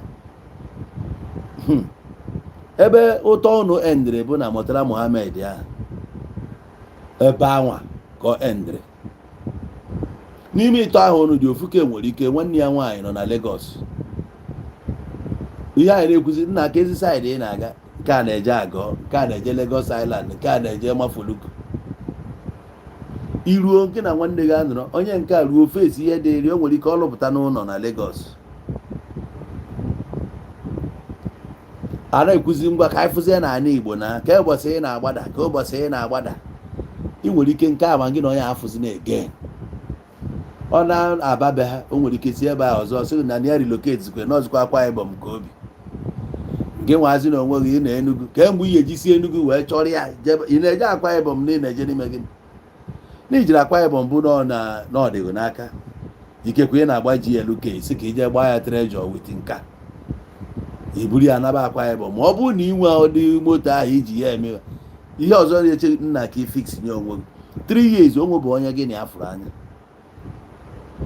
ya ka m na-eme ka ịghọta na ịbata Naijiria life na-achịgharị mmadụ ya ka o ji wee dị mkpa na ị ga-eji aka gị fix betu anyị si ọ bụrụ na Ọnịcha ka ị chọrọ ịnọ taverido okwu ụgbara na Naijiria bido plan Ọnịcha ahụ isetịtaghị plan ahụ onweghị onye ị na-evisit onweghị onye ọbụla ị na-eje ịfụ nwanne ka anyị fụzi anụ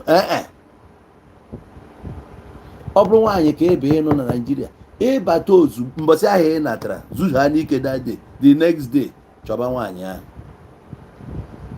ịchọghị ya distraction dị na Naijiria ka nkụ ife ga-edistract bụ from within you nne gị dị enough idistract gị ndị ọgọ gị dị enough idistract gị ihe ga-edistract gị ka nkụ distraction ahụ bụ na ego iji gbariri jebe adịghịzi mma na ba adịghị mma ikobezi isi gị ekobe ka ị chọọ wee gbachighị azụ ịfụ na ị nọrọ Naijiria 1 month ma o nwe ihe mere chief so ka mma na nke ahụ ị natara ozugbo ahụ ị batara that day zuo ike that day next day ị chọba ihe ahụ ebe ime na ọ bụrụ na ana ka ibe igo ị chọba ana ahụ igoteghị ana ahụ o nwere nwanne gị na-afụ even ị na village o nwere iji ime na village mgbe iji chọta nwaanyị ya ịchọtazie eri nwere ike kpọrọzi ya jee village ọ bịa fụ village a sị na ihe ntị na-ata agwụgwọ ezu ike ihe eji agwa gị all these things bụ na o nwere mistake ị ga-eme ifu na ọ ga-etake you 5 years to correct that mistake because o nwere ụlọ ị ya anata na Nigeria nachigha azụ ị ga-anọchakwa 5 years again before ị ga-enwetakwa onwe gị ịnachighata azụ because o nwere ya bụ natacha ebe anachigha business ya gasa o nwere onye natagoro Nigeria since 10 years o nwetabe onwe ọ na-regret ihe o ji nata ebe even though it take kwego long ịgbakọzi ifun dị 43 years ịba ha na 40 ozugbo ụbọchị a na-agbazi ka vam ka ọ na-agba cheta ụbọchị nsị na ọ bụrụ na ịnụ nwaanyị na 31 na ihe anụ nwụzikwu until ruo 35 and ịnụ nwụgụ na 35 ihe anụ nwụzi nwaanyị until 40 ndị dị 36 37 nụ nwaanyị dị very few most bụ after 40 ka ha nọbaziri nwaanyị and ịnụzi ya mgbe abụ ọ na-agbazi tikati ọ mana egwu ụna ka ọ na-agbazi mana mgbe na ịdị 30 ọ na-adịghị ka mmadụ ọka dị na-akwagoro before you know it dị 35 ọ na-amapụ ume na ịdị 35 years maka ịmakwa ihe bụ 35 years ịmakwa ihe bụ 35 years onye dị 35 years ịmakwa ihe ọ bụ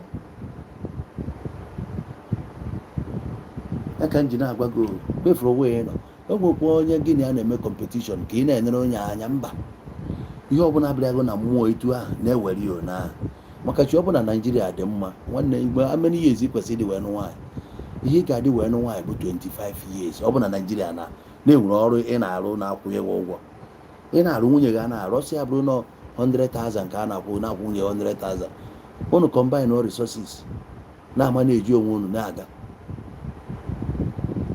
before you know it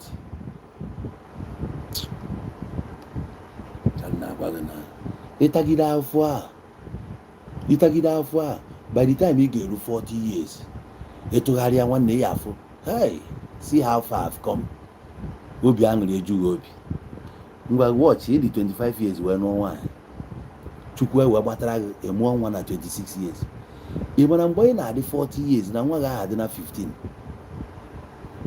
ịma aka nwa dị 15 years na ikekwe mụrụ ụmụ na atọ nke a dị 15 nke a dị 13 nke a dị 10 nke na ha yiri by that time it is 40 ị ga-adịzi proud gị na ha yiri na-agagharị n'ụzọ ọ gị ya na-asị na ịma na ọnwa m dị ya ụmụ m dị ya ị ga-adị very proud ịta n'afụfụ ahụ go pampas gwuo mmiri niile ahụ ihe niile ahụ ta dị afọ mana ọ bụzie na imenwuru ya iwe dị 45 wee bido ịmụ nwa iwe bido igo pampas jekwuru na queue efu na onye na-achọ ịkwụ ụgwọ pampas before you dị 25 years gị nwa dị 50 gbakọgodi ya na ị dị 50 years na before nwa gị yi etopụta mmadụ dị 25 years T25 n'elu 50 ị dị 75 ị na-go ma ọ bụrụ na ya dị ndụ mee ka enya maka onwe onye ma echi ya ka o ji adị mkpa ka mmadụ bido n'oge gbaba mbọ o nwere chọkụ ya abịara mgbe dị 25 duto na ịka dị young mgbe dị 30 35 ị ka dị young ị ga-ebunwu dị chọkụ mana o nwere eji ị ga-eru o nwere ihe abụọ ọ chọkụ ya abịa na dis tie ego onweta gị stroke pịa gị onweta gị mana o siri ike ife onye dị 35 years na-aya stroke o siri ike mana o siri ike ife onye dị 45 na-aya stroke o siri ike ihe ịnagharị ihe afọ onye dị 50 years na-aya stroke ọ na-abụ iburuzie stroke na 50 ka onye ya zụrụ gị ụmụazị ya ka onye ga-eteki responsibility gị ụmụnne gị ịchọ ka ha na-ebuga gị onye ka i bugara mgbe ahụ dị 35 onye ka i kere about mmadụ onye ka ị kwụbara ijere South Africa gbabazie ihe ọjọọ iji maala ewe ya ka ejere ya bụ irie 10 rand ebe a mewepụta 10 na-akpafe ya na-akpafe o nwere mgbe o ya eruo ije bọga ya efu na o nwere ihe ị ga-ejinwu wee gbaba ọsọ ndụ gị ịbata Naijiria o nwere many things ị ga-eme ọka nkụ many ị ga-elenwu simenti ọga ị ga-elenwu simenti inweta nwa ego enwere ike abịa meelụ gị half trailer na ọ bụrụ half trailer emeelụ gị offload i nwere ike ọkọrọbịa na-azụkwa ya asị na ọ na-ele simenti ọ dị sharp building materials ị ga-azụnwu ya ọ yi question of ijekwuru ofu ọyị nwoke na ọrịa ebe a 2 months 3 months ịmụta ihe niile a na-eme ị chọrọ chọpụ bido ị ga-emenwu building materials amara ọ bụ na ime emenwu ya ọ gị ga-emenwu ife block industry o require anything just rentịrị nwa obere ana igoro signboard tii ya chọọ ofu afa dee ya block industry a na-akpụrụ gị ọ bụ ahụ ya akpụ inwe ofu motosaịkụl ozugbo ị ga-eji wee na-agbagharị akpọ gị ebe ije blọk ego onye ị na-ele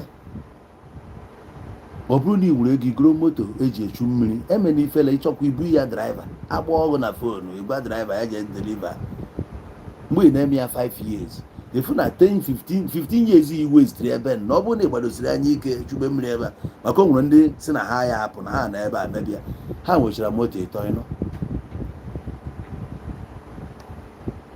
ihe a na-eme ka nkụ ọ bụrụ na ije South obodo achịgharịa gị ije lebe nri na-ebu na kola ha much more ime emenwu ya ebe a fast food ebe a na-enye ego fast food na-enye ego ebe a ọ bụrụ indomie na-eme with beans na rice ọ bụrụ na asị agụ bịa sibe ndị ị ga-emenwe employ ga-emere gị anọ just ihe niile bụ nwee stand nwee ebe ị na-eme ya o nwere ndị ga na-abịa na-atụnyere spirit gị ahụ ebe ahụ ị nọ ka spirit gị nọ ebe onye nọ ka chi ya nọ ụfọdụ ga-asị ka ha ka ego na-eji bido biznes dị mana eche ịnọ ebe ahụ ibido biznes ahụ onye ọbụla itiri ebe ahụ ọ mmụọ onye ahụ n'ebe ahụ ihe ọbụla ọ na-eme bụ spirit ọ bụrụ gị nwa ị ga-eji ya ama ma gị na chi gị ọ dị na mma ị ga-eji ya ama ma ihe ọ bụ akara aka gị because you are not there ị ga-ebi rute nwe ofu bụrụ customers people will not come because you are not there ibi ebe a sị na car watch ka ị ga na-eme imepe car watch ị nwere reference nwee ndị ga-eji influence gị na-abịa ebe a ka o nwere ndị ga-alike kwa gị a na-abịa etu isi treat those your customers ga-eme ndị mmadụ a na-abịa side gị is better here than ebe ene ọga ọ bụrụ na barbecue ka ị na-eme barbecue amara gị enidrọgụ chọọ ụmụazị ụmụ many guests ebe a ndị ala ha na-atụdosi na polo ala ahụ ya na-adọta kọstọma ihe niile nwere strateji eji eme ya nwere ihe eji adọta ndị mmadụ ahịa ọbụla nwere ụdị ndị eji eseti ọnya ndị mmadụ a na-abịa na-atụ ere barbecue a na-aga ofu barbecue ebe a 15,000 mgbe a na-ata azụ 10 na nke 150,000 na South Africa ahụ ị nọ ego one ka ị na-afụ ego enweghị ị na-akwụgharị ị na-azụ ọgwụ ma enwe ofu mkpụrụ inwe ahịa ise ọ ije nata mmadụ ahịa ise iwee kee na tuke ike mgbe iji lechaa iwee jee kwụọ ya ụgwọ enyekwa gị ọzọ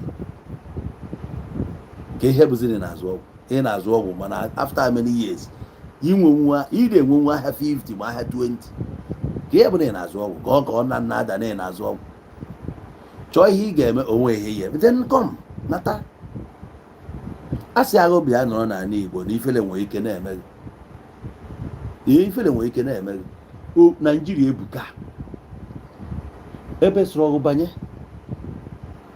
ebe ọ bụla efuru banye na Naijiria ị ga-efix nye onwe gị ọfụma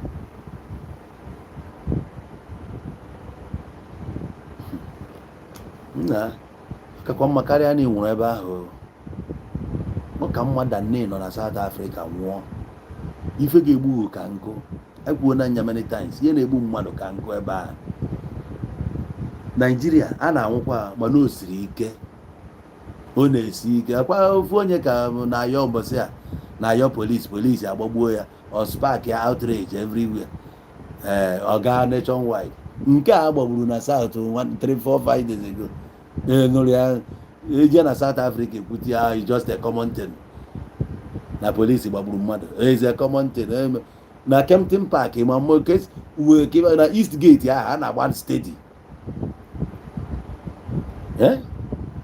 na Joburg a na-egbu ọgbaghị egbe ọ bụrụ na plastik a na-ekpuchinu plastik na mmadụ na-anwụ steady n'aka ndị uwe ojii ọ bụ ihe ọfụ na South Africa afụkwa apụtakwa taa ọ bụkwa garanti na onye gịnị ya kwere n'aka kịta na-eyi afụ ya echi na South Africa ọ bụghị garanti na onye gịnị afụrụ kịta na-eyi afụ nwunye echi enwere ike nụ na-agbagburu ya na Hibru ma ọ na-agbagburu ebe dị ona osi klọb na-ana agba ya egbe ma ọ na-osi klọb na-ana na iji mma magide ya na ọ nọ n'ụlọ ọgwụ na ama ya survive ụfọdụ ka a mara mma ahụ ha daa di ya che na anwụọ na emechaa revive o nwere ndị bụ na efu today maakịrị a na-ahụ bụ mma ite amara ama many things na-eme di ya ụfọdụ ka eji ịgba mmadụ egbe gbakwara agba ọnya egbe ka nkụ enwe ụbọchị nji egbe na-anegide egbe 9mm nenegide ya ịma na o nwere ihe nji asị ndị a hapụ na egbe o nwere biznes anyị na-emerụ na street eme egbe ebụrụ njakịrị ka m na-agwa gị onye a na ebe a eme egbe 9mm agwa gị na o nwere onye mụ na ya bi na o nwere egbe ọ mbọsị ahụ o mechiri ya egbe ahụ ka o mechaziri onye alụbara m n'ihe dị n'egbe wee nekata onwe m one day wee sị you don't need these things hapụ obodo a ilebe egbe ndị ohi ka gị na ha ya bụzi 5 and 6 ana ndị be anyị amarago niile ele egbe onwe onye chọrọ egbe asị ya bịakwute gị before you know it polisi ga-eso bịa zụọ gị dị egbe ana nwere egbe anyị anata gị like this egbe a nwere ike egbe agbagbuo na mmadụ ịtọ before ọ bụ na egbe agba na mmadụ ịtọ ị ga-eje ịzụ ụgbọ anyị na-ekwu okwu fingerprint ọkwa gị ji akwa gị debere ya aka gị dị ebe a na ọ ga nwere ihe dị ya abụ ihe m mere eme anọ South Africa a sịgara nlele ya di ya aiselam di ya nwere ihe dị ya egotere nye ebe a lee ya ebe a ọ bụ nna m na-arụ ya ejinya ji ohi ejinya gba mmadụ egotere m lee nnọkọtasị na ya aba uru I leave am gwakwuo ndị South Africa ahụ ụnụ hapụ life a na onwe isi ma nke na-aṅụ ahịa a jiri anyị aṅụ nwara ọkwa mụ ya elesighị ya aya ama elesighị aṅụ na ihe niile m gwara ya gwacha ya dade si ya na ohi na-eje na afụkwa gị ka ị natara ohi ya ọ sị na ọ ya nata eje n'ohi na ya eje n'ohi na ọ ya eje o jiri ohi ya ọ nata ejidere ya di ya. So ihe nji agba all this is bụ ka ị ghọta my experience na street, so nna share with you ka ịfụrụ isi njisi gị si ebe akwụkwọ. My life today dị better than all the mgbe ahụ. I'm better today in everything than then. So gị nwa n'ebe ahụ ana m achọ ịgwa gị na ịbata ebe a your life ga-adịkwa better. Ị ga-ekenekwa m, ị ga-asịkwa m thank you. So ọ bụrụ na nsị gị hapụ egbe na egbe adịrọ mma ka ị ghọta na m emetụgo egbe aka wee sị gị apịa.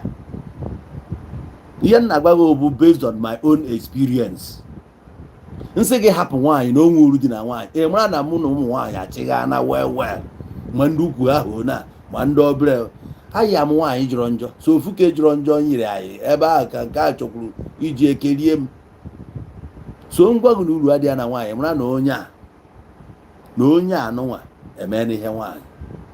Nsị gị hapụ ohi, ị mara na mụ na ndị ohi anyị kwana n'aka. Enwe m ndị ori bụ na o nwere ike ịlahụkata ụlọ akpọ gị na fon eteta gwa gị na ha nọ na geeti. Emepe geeti ha nyabata moto na kọmpand gị merụ gị offload ihe zutere bụ onye ọcha. Emerụ gị offload onwe ego iji were nye ha, ha eweregodu naba. Ozugbo ha na-apụ, ọ bụ na ị nwere moto itikwa ike nke gị lodu ihe niile a buru ya fiam jee distribute sie nya lee. Iwetago ọ bụrụ na TV ka ebutelu gị, ọ bụrụ na onwere onye ịma na-ele TV ịkpọ onye a na TV buru. Ọ bụrụ na onwere onye na-ele wristwatch na-ewetara wristwatch ịkpọ onye ahụ. Onwe nke onye na-eme inyi ya.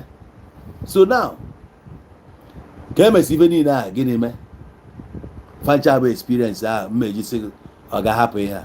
Mana ọ bụkwa na ị chọrọ iji ime experience jee ka ị ganakwa the experience, mana onwe ka o si dị eblame na anybody, ọ gị na chi. Ụfọdụ jiri ebe ahụ daa di ya na m jiri nata abụghị garanti na ije na ị ga-anata. Eji m ndụ m bata, o nwere ndị na-ejiro ndụ fa bata. Ụfọdụ ji ndụ bata mana ha na ọdị ndụ ọnwụ ka mma today. Ị nwere ike ịnwụ ọnwụ onye ọzọ, ọnwụ na-abụrụ ọnwụ. Onye sendịrị bịa gbaa mmadụ egbe nwere ike asị ya na akwa onye a yibo white, ana gị nwa nwere ike onye asị gị na-edori ya anya na ọ na-abịa ana onye nke ahụ gị nwa yikwu white. Onye bịara ịgba egbe ya gwara na onye a yi white, ọ bịa onye ọ fụrụ ọpịa gbuo, enwu ọnwụ onye ọzọ.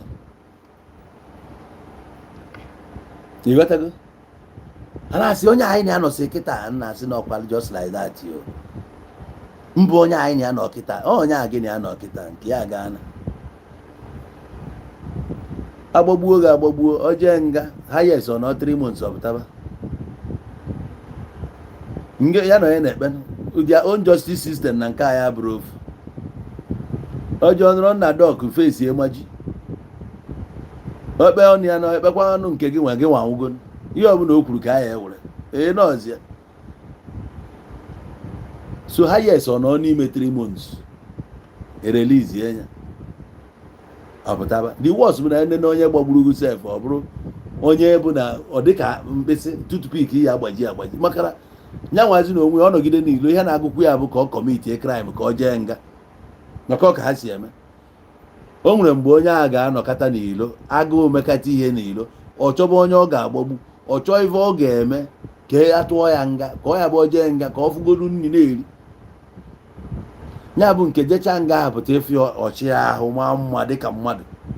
Mgbe ọ na-anọkwa na streeti 2 months otipịa. So ha na-anọkọta kpacha anya chọọ onye a ga-egbu ohu ka ọ jebe nga. Yotego ọ ma ego dị ebe a, akwa na South ego dị ya. position to onwe ọfụma na South ego dị ya ka m gwara na onwe ndị na-eme legit na-eme ezigbo biznes, enwe ndị nwe butik na-azụ ahịa, enwe ndị na-ele moto na-elesi moto ike ji profit ele moto yetego, enwe ndị na-ele parts. Efuru nwanne nwoke nje na ya na ebe na yard ya gbanyelu how big that place dị, scrap yard. Moto nwa accident ogoro moto ahụ otu ahụ bịa dọbịa ebe a ka ha si ele parts. Ọ bụrụ mgbuka nke anyị ebute moto egburisi ya, mba, moto ahụ bịa dọbịa. So ọ bụrụ na ihe ị chọtara bụ ọkụ moto na ọkụ nke gị kọwara, abịa ebe a abịa hịrọ dị ọkụ otu a, ịkwụ ụgwọ ebupụta dị ọkụ ije dọkwa ya na moto gị. Otu a ka ha si ele. Enwe ndị be anyị na-eme ezigbo biznes, nwekwa ndị na-azụ ọgwụ na-azụsi ọgwụ ike, na ọ na-azụ ọgwụ na-azụsi ike. O nwere ndị bụ na ahịa abata na-eke na-eji aka ha butere ha dị ahịa ebutere. Enwere level imezie ụdị mmadụ, mana ụdị ndị ahịa efukwara bụkwa the same eke ahụ na-etipịakwa ha. A na-ekwuda tinye nna na daga asịrị na just like that. Yes, ana m eme MC na South. Emere MC na South Africa. Yeah. So gị nwa ka ọ dịrị, ọ bụrụ ma m kwuo nsị gị, as long as enwe ezigbo ihe ị na-eme aka siri gị ike, nwanne m nataba ebe a. Ị nata ebe a chigharịa onwe obere, iyi balance taa. At least life godigodo guaranteed ebe a. Irigodo ezigbo nni, hapụ ide eme makin. Mmadụ gote nni je ebe ahụ ije ịdọkara akwụkwọ takeaway, ibute kọbara ya na asị na elukwe na final na etu ala asị na ya ebu league, asị na ya ebu Champions League. O wee sịgo na asị na ebaba na asị na asị na ga-eburiri league ya na ha na tọpụ, na ha na tọpụ. Ị na-eri ịkọba akụkọ asị na ịkọcha akụkọ asị na ndị wọs bụ na ndị a na-eme ụdị ha anyị ya dịkwa na anụ. Onye asịkwa ka o rie nri hapụrụ gị anụ ọtụtụrụ anụ ya asị keta o nwere ike o bughị ụzọ bịa obodo ọ pụọ. Mgbe ọ na-agbadakwa ebe na ọfụkwa onye ọzọ na-eri nri, o jekwa ọdọkara, ọ na-eche ka akpọ ọ ya eche ka ịkpọ ya bịa rie nri. Ama na ọ chebe ka ịkpọ ya na ọ bịa ha n'ozugbo akwụkwọ tekewe a na efere tekewe a ọ dọkarị ozugbo okuru gwa na xenophobia nke DC na nke agbagotekwa ka nna ka ebu uche gị. Ọ na-eri, o rie n'aka gị rie ebe a o rijuo n'afọ. Ọ gafee ne ya anya n'azụ akpa, efu azụ akpa iche na ego ebubutie ya bụ tiketi gem agbara agba, gem ma nọmba. Onwe ndị bụ na nọmba ka a na-agba, ọ na-achọ pawa bọọlụ, a na-achọ ya life adịrọ dị a maka chi. Ụfọdụ dị greedy, gem ọ gbara agba. O nwere onye eje gbaa gem ya last 2 months, ụfọdụ 1 month gem ọ ya agba nke ya, mgbe bọọlụ anya ka ya agba next month. Ọ gbaa anyị ya taa buru tiketi niile akpojuo n'akpa, efu pọket che na onye a na-emebe ọfụma. O bupụta wallet ya, o nwete nkowe dia 1 rand adịrị ibe niile ya afọ ebe ahụ tiketi eju. Mgbede agbacha bọọlụ ihe ya n'ọwụọ na a na-eserisi tiketi serisie ego ya niile bụ ebe ahụ ka ọ na-ana. Ụdị mmadụ ịkpọ ya sị ya na nne ya kịta na a na-arọchi ụlọ ọgwụ, ọgbanye ofon ahụ na ntị. Onye asị na a na-achị disappoint ka ị na-agwa ya na nne ya nwa nwụkwa aka, nwaanyị anwụọ ka o zuo ike. Ka m na-agwa gị ọ ya anụ na ọya nwaanyị ahụ ya na ya bi n'ụlọ na amamụ ya na-arụ adịrị ya, ọ ya ekwe weta ego nke mamụ ya ma kwa mama nke mụrụ ya n'afọ upe. Ajọ ndụ. Gwazie m gị na ụdị mmadụ a, onye na-ebi ụdị ndụ a, ma ọ bụ ọyị gị nwoke, ka ụdị life gị ga na-ebi. Ịmakwa na ọ ga na-eme gị influence. Ekwute anything concerning Nigeria, kọsasịa gị ya n'obi. Ekwute anything concerning Nigeria, kọsasịa gị ya n'obi. O nwefu ọyị nwoke afụrụ m ebe a kịta, onye Enugu steeti, afịa bụ Jonathan, onye Enugu steeti, obi South Africa. From the time m ji wee mara the guy, life ya dị different. ya na chi ya dịkwa na mma, Chukwu na-agbatarị ya, ọ da agba obere moto ọ na-agba bụ powerful cars ka ọ na-agba, chi ya na-agbatarị ya. Mana onye a na-agwa gị ha, ọ na-anata Naijiria ọ na-anata na mana before m ji wee bata Naijiria the first time ya nwa abatabe, ọ na-agwa m na ọ ga-anata, mụ agwa ya si ya nna ahụ nekwa na ọ fụgo na m batara, fụ na m batara, obi agwa ya nna I need to go. Ọ natago Naijiria mgbe o ji nata na ọ natana ebe a ọrụ ọnụ ụlọ ya ahụ powerful house kechi ya edebe. Oge anyị ji agwa gị ọ bịa n'ebe a nụọ nwaanyị, ọ mụọ na nwa, o tebekwa aka ọ pụkwara, ọ ga-anatakwa again maka ihe dị na nnata ị na ha ana the first one ị nabago efuru ya. And ihe o ji ama mma ka ị nata bụ na ị nata ha ana, oge change many things about you, your mentality change. Anya anyị ji afụrụ Nigeria ifu na ọ bụzi etu a, ifu na many things change na ị ga-like ka ị join ihe na-eme ebe ihe a na-anọzi fa, maka the more ị na-anọ fa the more ị na-lose out. Onye a na-agwa gị ya oge nna-achọ launch album m the first time, o ji ezigbo ego support wa m, ọ ha na-akpọ a true friend. Mgbede ọ na-abịa na nke m, bịa na shop m, anyị ncha ga-anọ di ya egote mmanya, ya na-aṅụ mmanya, ịma South a na-aṅụ mmanya dute oyi dị ya, na-eji elekere ahụ ọkụ, egote hot, ana m enwe red label, ngote red label, anyị aṅụchara, egote ihe eji eme isi ya grapetizer ma appetizer, anyị aṅụchara ya, nyanwa na-erikwa ego, o wetakwa ego, egote mmanya na-aṅụ. O dị friend ahụ ka ị need, a friend bụ that na ọ ga-support you morally, support you financially, ọ na-etekwe the step ị na-afịa. But mmadụ nwere such a friend, a supportive friend, a friend nwe vision, a friend nwe ike support your dream. Ị nwere ụdị a, ọ bụ na ị nwe ụdị ahụ, ị nwere contact. Ibu na ị nwere ụdị a, ị nwere contact. Ọ fancha bụ na mmadụ ji contact.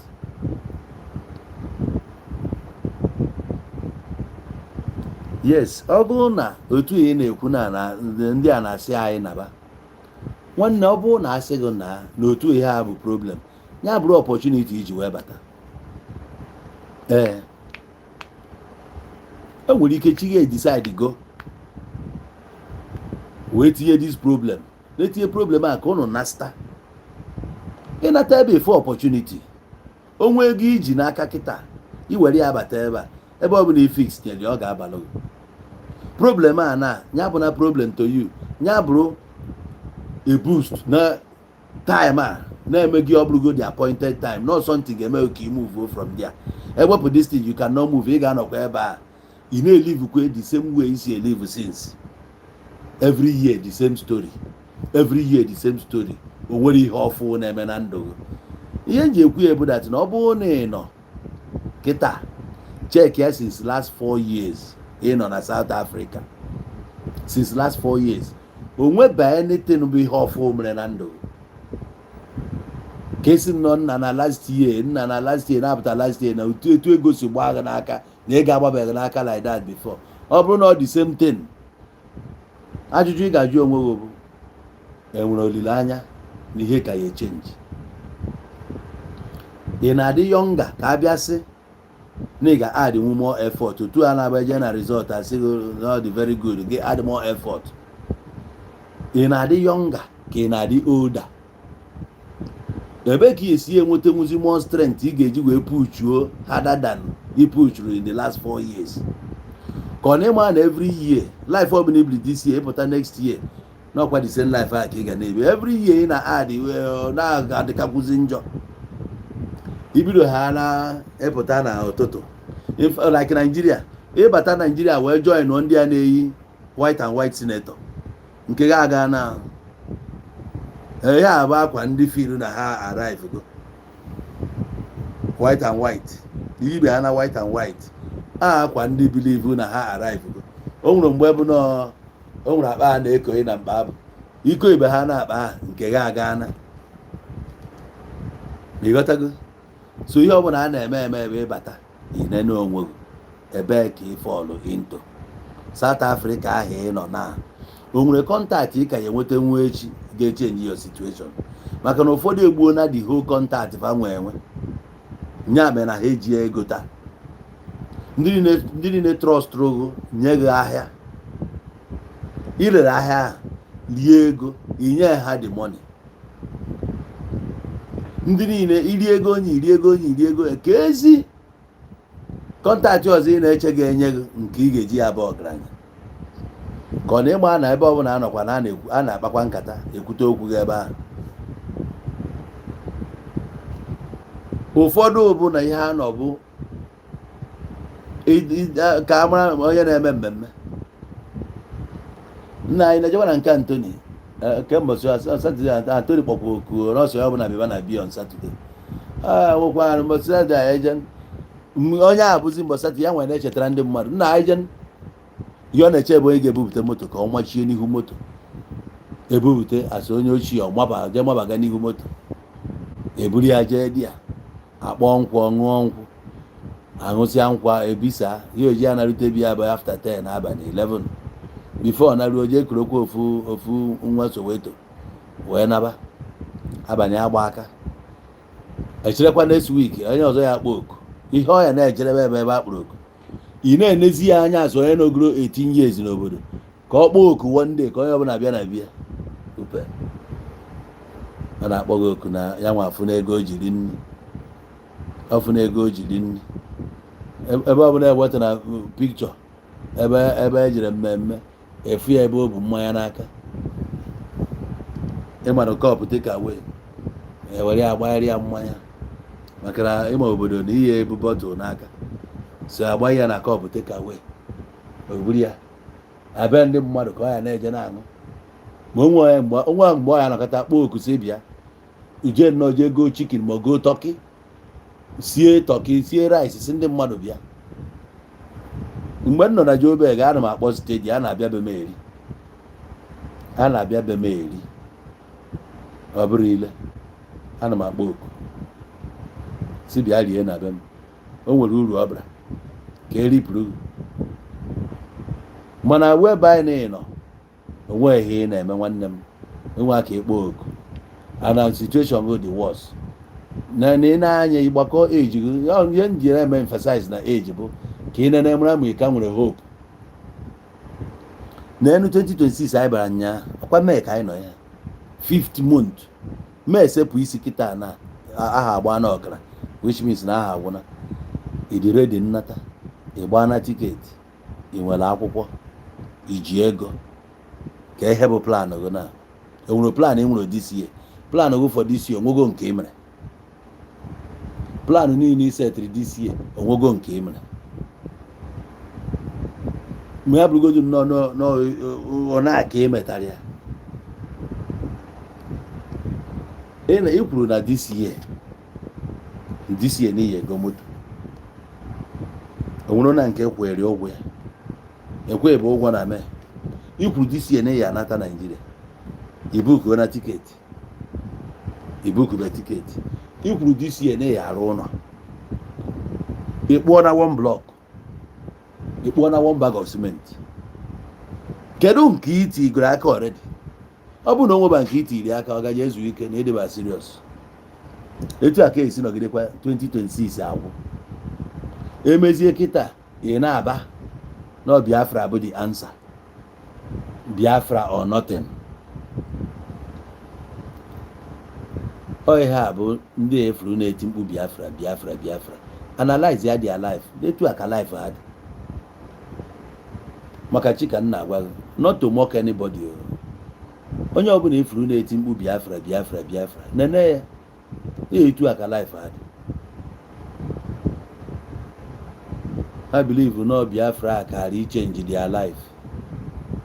ọ bụ ya ndị nke life ha change bụ determination face ya. o nwere ihe o deny onwe ya wee achieve nke. If you cannot deny yourself that pleasure, even as I'm talking to you now, so many people nọ kịta na-echi job ụfọdụ na ebe a na-arụ ọrụ na-ege ihe a na-ekwu mana o nwere ndị na-enwe ego eji agba moto ya pụ echi kịta ọ na-agụrụ onwere onwe ụra dekwola sendrọg ọ pụta ebe a na ọsị m nọ because of Facebook money ma ịma na ego ka m tiri tea time m ka ọ na ịma na data na-ego ego igbe ego na nna akwụ ndị MTN na wifi ha bịara tiri nna be m ebe ka m wee na-enwe netwọk na-adị echeki akwụrụ m ụgwọ ya mụrụ anya by this time na-ekwu ihe a na-ekwu ọ dị izi onye n'ime ike iji nnakpu ụlọ ahụ kịta na oge aga obia gịnị ka m ga-eme jesi si na ya na-anya moto kịta na-awọchi ihe na-ekwu guys n'ọlụ mana nke nwazi na onwe onwe ebe idewere ya mana ịnakpuo n'ụla onye efuru na-anya moto a na nwere plan ihe o ji achụkwa di ya bụ na ọnwa gwụ kịta na ọ bụrụ na 5,000 ka a kwụrụ ya ego ọbama ọ nara 5,000 ahụ nna ka ya gbakọgoro 2,000 tii na projekti ya at least every month o nwere ego ọ na-eti na the project o ya emegide ya under 3-4 years na-enu na ọrụcha n'ụlọ ya nke nwa since 3-4 years gịnị ka ị mere still ruo taa nwekwa any plan inwe for it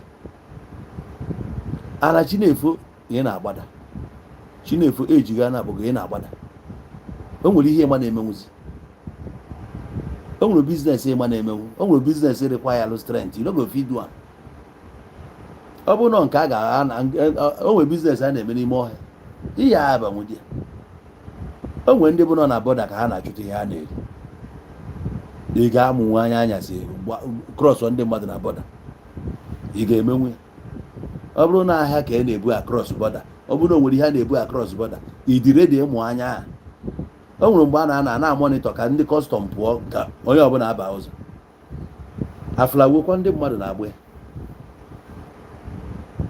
ọ mmadụ na-ebunata moto ebulatara Lagos ibunata moto na East ebe a ndị a na-acha moto ọkụ acha dị ọkụ ị ga-emenwu ya ihe iburu ya emenwu ya ị ga-amụka na amụ anya o nwere taịm eji aga ya n'abalị nwee ndị a ga-esetụ na ndị otu ya ị ga-emenwu nke a o ya enwe something ị ga-edina ya onwe gị ka ị wee achieve that thing if not man is lazy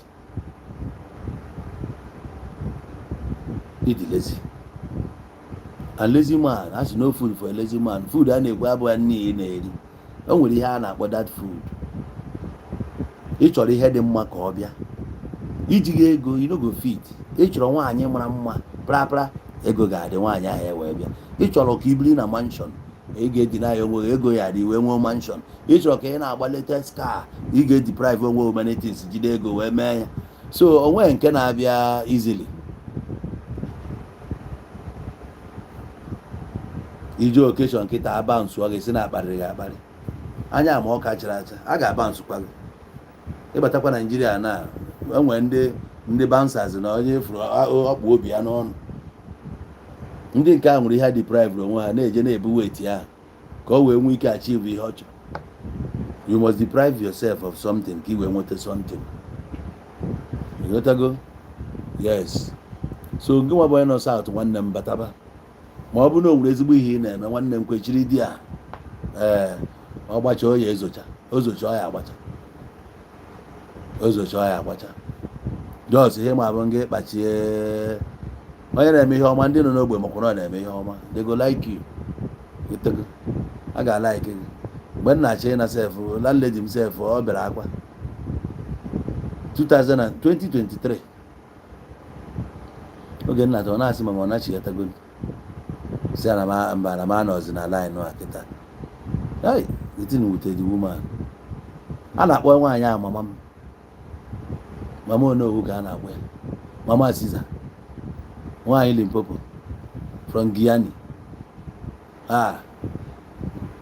ihe niile nọ na m ala ọ ga igo like me na nwaanyị na ị ga-like zi abụrụ m onye ọjọọ igo like me mụ na gị nọ igo like me ọ bụrụ mmadụ ibulu owe so ya ka m ji ebe mkpọọlụ gị adreesị gị jee jụọ eze so otu a na-agwa gị ya n'abalị a nwanne adị m agwa gị okwu ọjọọ okwu na-agwa gị ya bara gị uru ọ bụrụ ka ọ na-ada n'ịnọ na South ihe njisi go na taba abụọ na onwere ebe edebere shuga mana o nwere ihe bụ ka ije face a new challenge na mmadụ kwesịrị idedebere onwe ya challenge onye a bụ target na ịpụtara this year kwuo na ị chọrọ ime ihe a this year ọ challenge idebere onwe gị i wee gbaba mbọ ya mana ị nọrọ na South onwe ya ni challenge i nwere challenge wee nọ 20 years enweghị imepụtara ịnata ya Nigeria ebe ka ị debere challenge mana ịnata ebe a kịta ịfụsị ụmụ ọgbọ gị fụsị ọnọdụ ha nọ i were ile gị gụọ eze gị ọnụ ife na ndị gị na ha gụchara secondary school na ụmụ ha etochana maka chi ndị gị na ma ndị pịachiri tarị na secondary school mgbe ị na-agụ secondary school arọ na gị ịdị 15 16 17 ịpụta secondary school at the age of 18 ịdị 50 years na ọrọ 32 years later ọ bụ na fim adịa 32 years later 32 years ahụ onye pịachiri na secondary school minus 5 years so 32 minus 5 ọ dị one 27 ka ị na-aghọta ka ịghọta ka nwa ya ahazi so ụmụ ya pụta kịta a na-egosi gị ndị ụmụ onye pịrịtarị mgbe ahụ ma nke nwere ịnụba sef emụbe ọ bụrụ ihe ọrụ oyibo mere gị ọ bụrụ ihe ọrụ oyibo mere gị ị ga na-ebe akwa o nwere oge oyi eru ibe akwa akwụna ha na-ekwu akwụna ga-ebe akwa nwa nọ na nke iche n'ọsọ nwaanyị bụ akwụna nke nwa bụ akwụna ka ị gbajiri di ya bikọs ijiri hapụ ihe mere ị na-ebi na South Africa 20 years na gịnị mere ọnwa be nna gị ị na-ebi ebe a 20 years na ọbe nna gị ị na-ebi ya 20 years ka gịnị mere ibiri 10 years o nwee ihe mere na ndụ gị tụhapụrụ ya 2 years nothing bia 15 nothing ị ka nọrọ di ya a ga-ebu idiot get out ụmụnne gị na-atọ ụfọdụ sef nọgoro na ụmụnne ha agụpụgo ha na ndụ ụmụnna gị agụpụgo gị sef ha na-agụ ọ kakwa mma n'idi 20 nọchara 20 years a na-ekwu na igoro nọ na America ma na relocate to America Canada anywhere UK ga na-enatara buru nkọgeri nataba ebe okwu onye na-ege okwu onye chere rubbish ga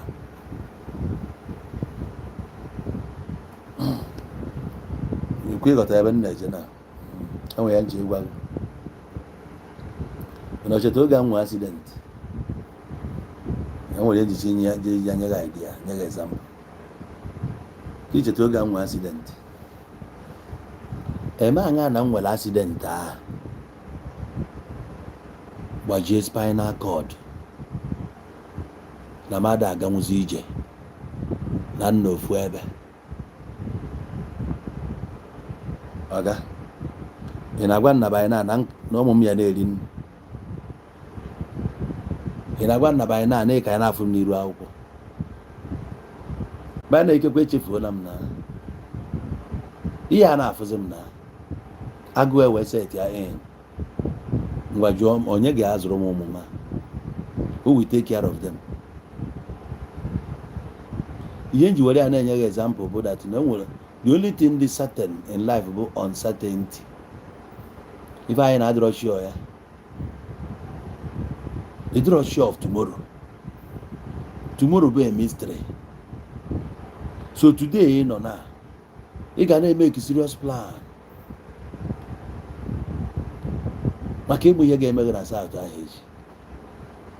Eme aṅa na o meziri kedu ihe ị ga-eme, kedu onye ga-ene nne gị anya, kedu onye ga-ene ụmụnne gị etobidoziri anya, ụmụazị ya mụtara onye ga-ene ha anya. Efu reason iji wee n'ide ka ị na-anọkwa ụlọ nso. Ụfọdụ je ebe ahụ debechi ihe niile ha nwụrụ that side ahụ. Don't worry, enwekwa ka o siri marakwa na family gị ụgbọ aka ahụ. Try ya just gee ntị na ndị polisi kpụrụ gị taa akpụpụ kọtụ tigiri gbandị agha ihe niile iji biri n'ụlọ efuchakwa na onye ndị ga-atụtụkọ ya frent gị ga-atụtụkọ ya niile nwa nke ya amabata wristwatch gị gold gị ihe ọbụla ahụ na-edebere ebe ahụ ma ego gị ezukpọ ya ozugbo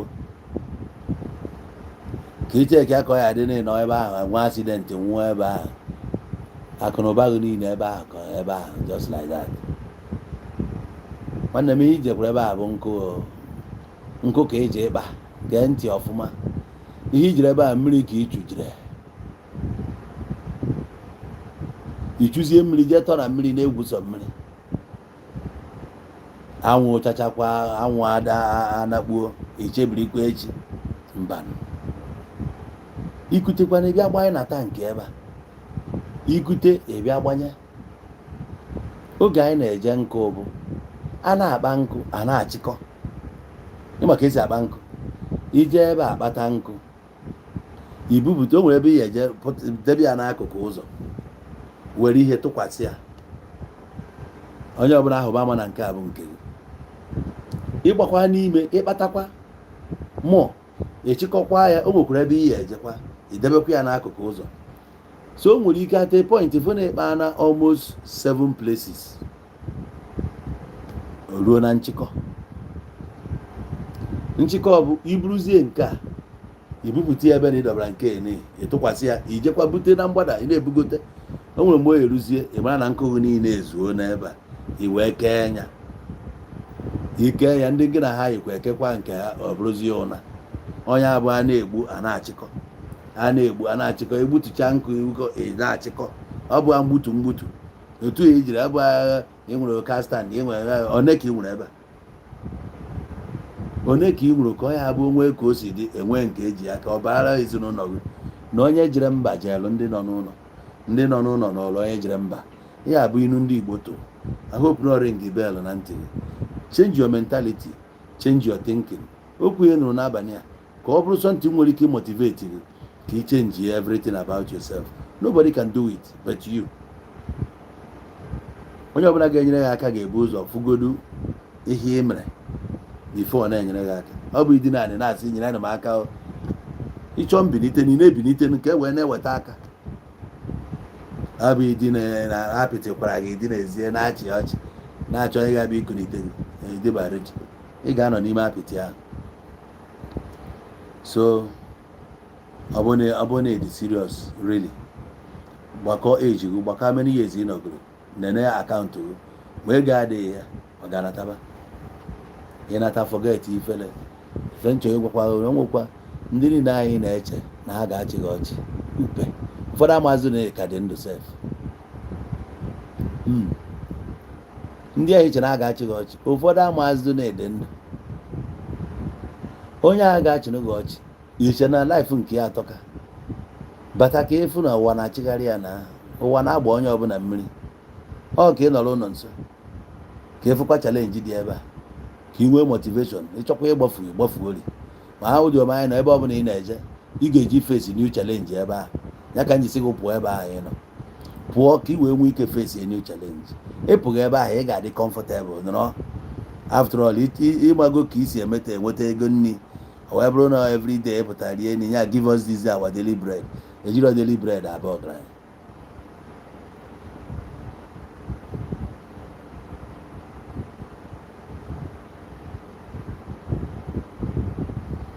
Okay, na South Korea at least na South Korea iji amaka ebe ahụ amaka ụdị ga-eje nweta ọrụ South enwe ọrụ dị ya no job in South Africa ọ gị nwa ya ekireti onwe gị ọrụ n'obodo ahụ.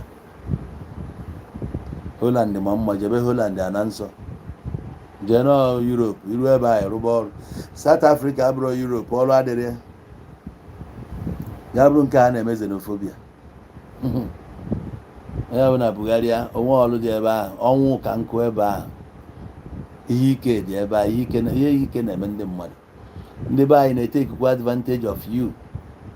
Ị ga-eje ebe ahụ kpọrọ gị tie gị n'ahịa ọgwụ na ekerie gị the first time rie gị second time nke ịtọ ị ga-ejekwa ezigbo nga ahụ anaghị na-apụta na edipọt ga-edipọt ghọtara.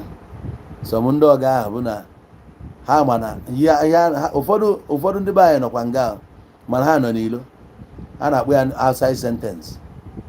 Ụfọdụ ndị ọga ahụ ịma ha ya anata nwekwe Naijiria na ọ na-asa bụ sentence mana ọ nọ n'ilo a hapụrụ ya ọ na-agagharị.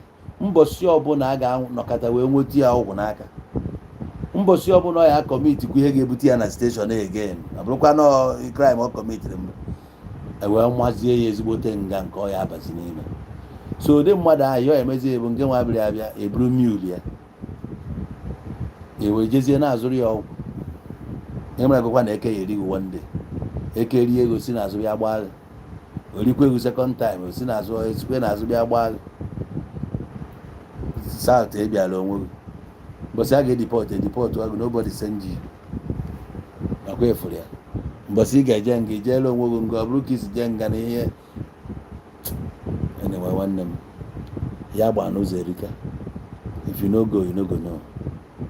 Chukwu gọzie ụmụ Igbo ebe ọbụla ndị Igbo nọ ka Chineke gbaa ha ume nyere ha aka ka ọ chekwaba unu ka ọ na-edu unu ngwa unu ji eko bụ ngwa ọma ya kwanarị n'unu mmadụ emebi na nke mmadụ onye mebiri nke mmadụ a ga-emebi nke ya bienụ ndụ anya udo ebe ọbụla unu nọ dị at peace with onye ụmụnne unu wepụ na ekworo wepụ na anya ukwu ka Chineke wee nwee ike wee na-agọzi anyị eke ketela na anyị ife ọma olie letela anyị ife ọma afọfọnye anyị ife ọma nkwọkwọgbuo ndị ọjọọ kwọtara anyị ife ọma ọchọkọ onye ọ ga-abụ ya bụ onwe ya onye sị na ihe anyị na-eme ama aga nke ya ma agakwa Chineke ga na-eme anyị ọgaranya na-ebuni anyị elu dịka anyanwụ na-awanye n'otu otu a ka ngozi anyị ga-esi wee na-awanye onye kpọba akpọba ya lee onye chọba echọba ya lee nke onye na-eme bụ nke ọma ya ga-alịa mana onye ọbụla jere na-egwulu anyị ana onye a ga-adanye ebe ahụ ekpochie ya ebe ahụ anyị adịchelu mmadụ onye cheela anyị were isi ya bụrụ ka ngozi si n'aka ebele ụkpa abịa ka ọ chebe anyị ma gozie anyị bunie anyị elu a sị na anyị na-esi n'ebe ebe ikpofu anyị wee bunye nwa ọgaranya ka wara bụ ndị na-enwere ihe ha na-eme Chukwu kwala unu ụzọ ka onye unu nchekwaba pụrụ iche ma ọ bụrụ na ọ dịghị n'obi na ị ga-anata mana inwe ego ka na South Africa mepeela ụzọ nye one opportunity one last opportunity ka ifu ego ị ga-eji wee nata alisi ịnata asịghị nnọọ ọ gakwa mma na ịnatara asịghị nnọọ da na-ebunatara gị n'ozu mana ihe anata n'akpati ị ga-anata ebe a dịka nwa eze ị ga-eji ndụ gị nata ị ga-efichakwa ndị bụ na anya mmiri ị ga-anata ọfụma ị ga-eji arụsi ike nata ma ndị nọ n'ọnọdụ ọjọọ ndị bụ nyanya dị iche iche ka Chineke ọgwụgwọ nsọ dị iche ka ọ dabata n'ebe unu nọ ka unu were obi aṅụrị nata ma kama ya anwụ anwụ ebe ahụ natagodu bịa ka ndị bụ unu fụghị anya ka ịfụ anabe nna gị na ịzọbata ụkwụ na anabe nna gị ebe a besara ya akwa ọ bụgodu nọ ndị ichie gị tụpụrụ fa nzu wapụ ofe ọjị nyefa mmanya gwafa na ịbatago anyị obodo a ga-akwalụ gị ụzọ na ị ga-afụrịrị onye enyemaka ga-enyere gị aka ebe o wee taa ahụfụ sụsọ ma ọ bụzikwa na ihe ọjọọ emekọnọrọ n'ụwa gị mbụ ka ị na-ata afụfụ ya nke a gụzi gị na chi gị mana dịka mma na onye na tutu onye nwụrụ anwụ ga-abịa ụwa onye tara ahụ ya edochi ka ọ gazielu na anyị abalị nụrụ onu anyị ehihie nụrụ onu anyị ka ọ gazielu ụmụ Igbo otu a ngọrọ ọfụ a amosi ụmụ ma nke mmadụ anyị agbaghị ọfụ a ga-abịa na mmezu na ndụ anyị afa ndị enu na ndị anyị ise n'awa Igbo eze ụmụ Igbo $1,000,000 niile ndị ma birthday taa sị m ụnụ happy birthday ma ndị mere onyinye happy belated happy birthday ya gaziela ụnụ nche niile. Thank you for your time.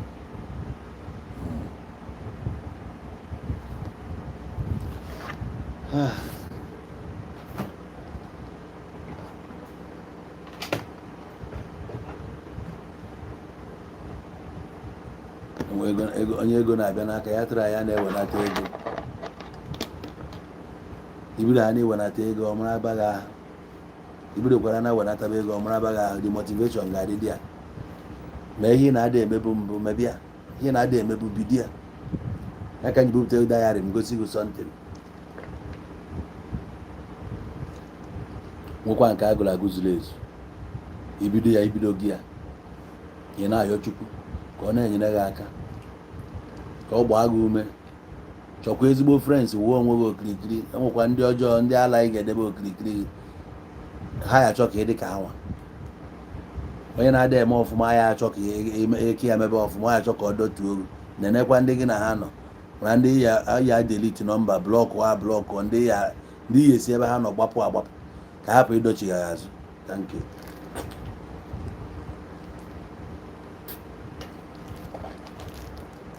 na-eme ọyị ndị ala ọyị na-enwe mkpụrụ ọ na-amịta nwe ezigbo ihe ị nwetagoro n'aka ọyị gaa for the past 5 years nothing no connection no contact no business ị na-eme your man a na-ekwu eri na-eme your man daalụ baby Ozioma Harrison ndị YouTube sharp ndị Facebook ngwanụ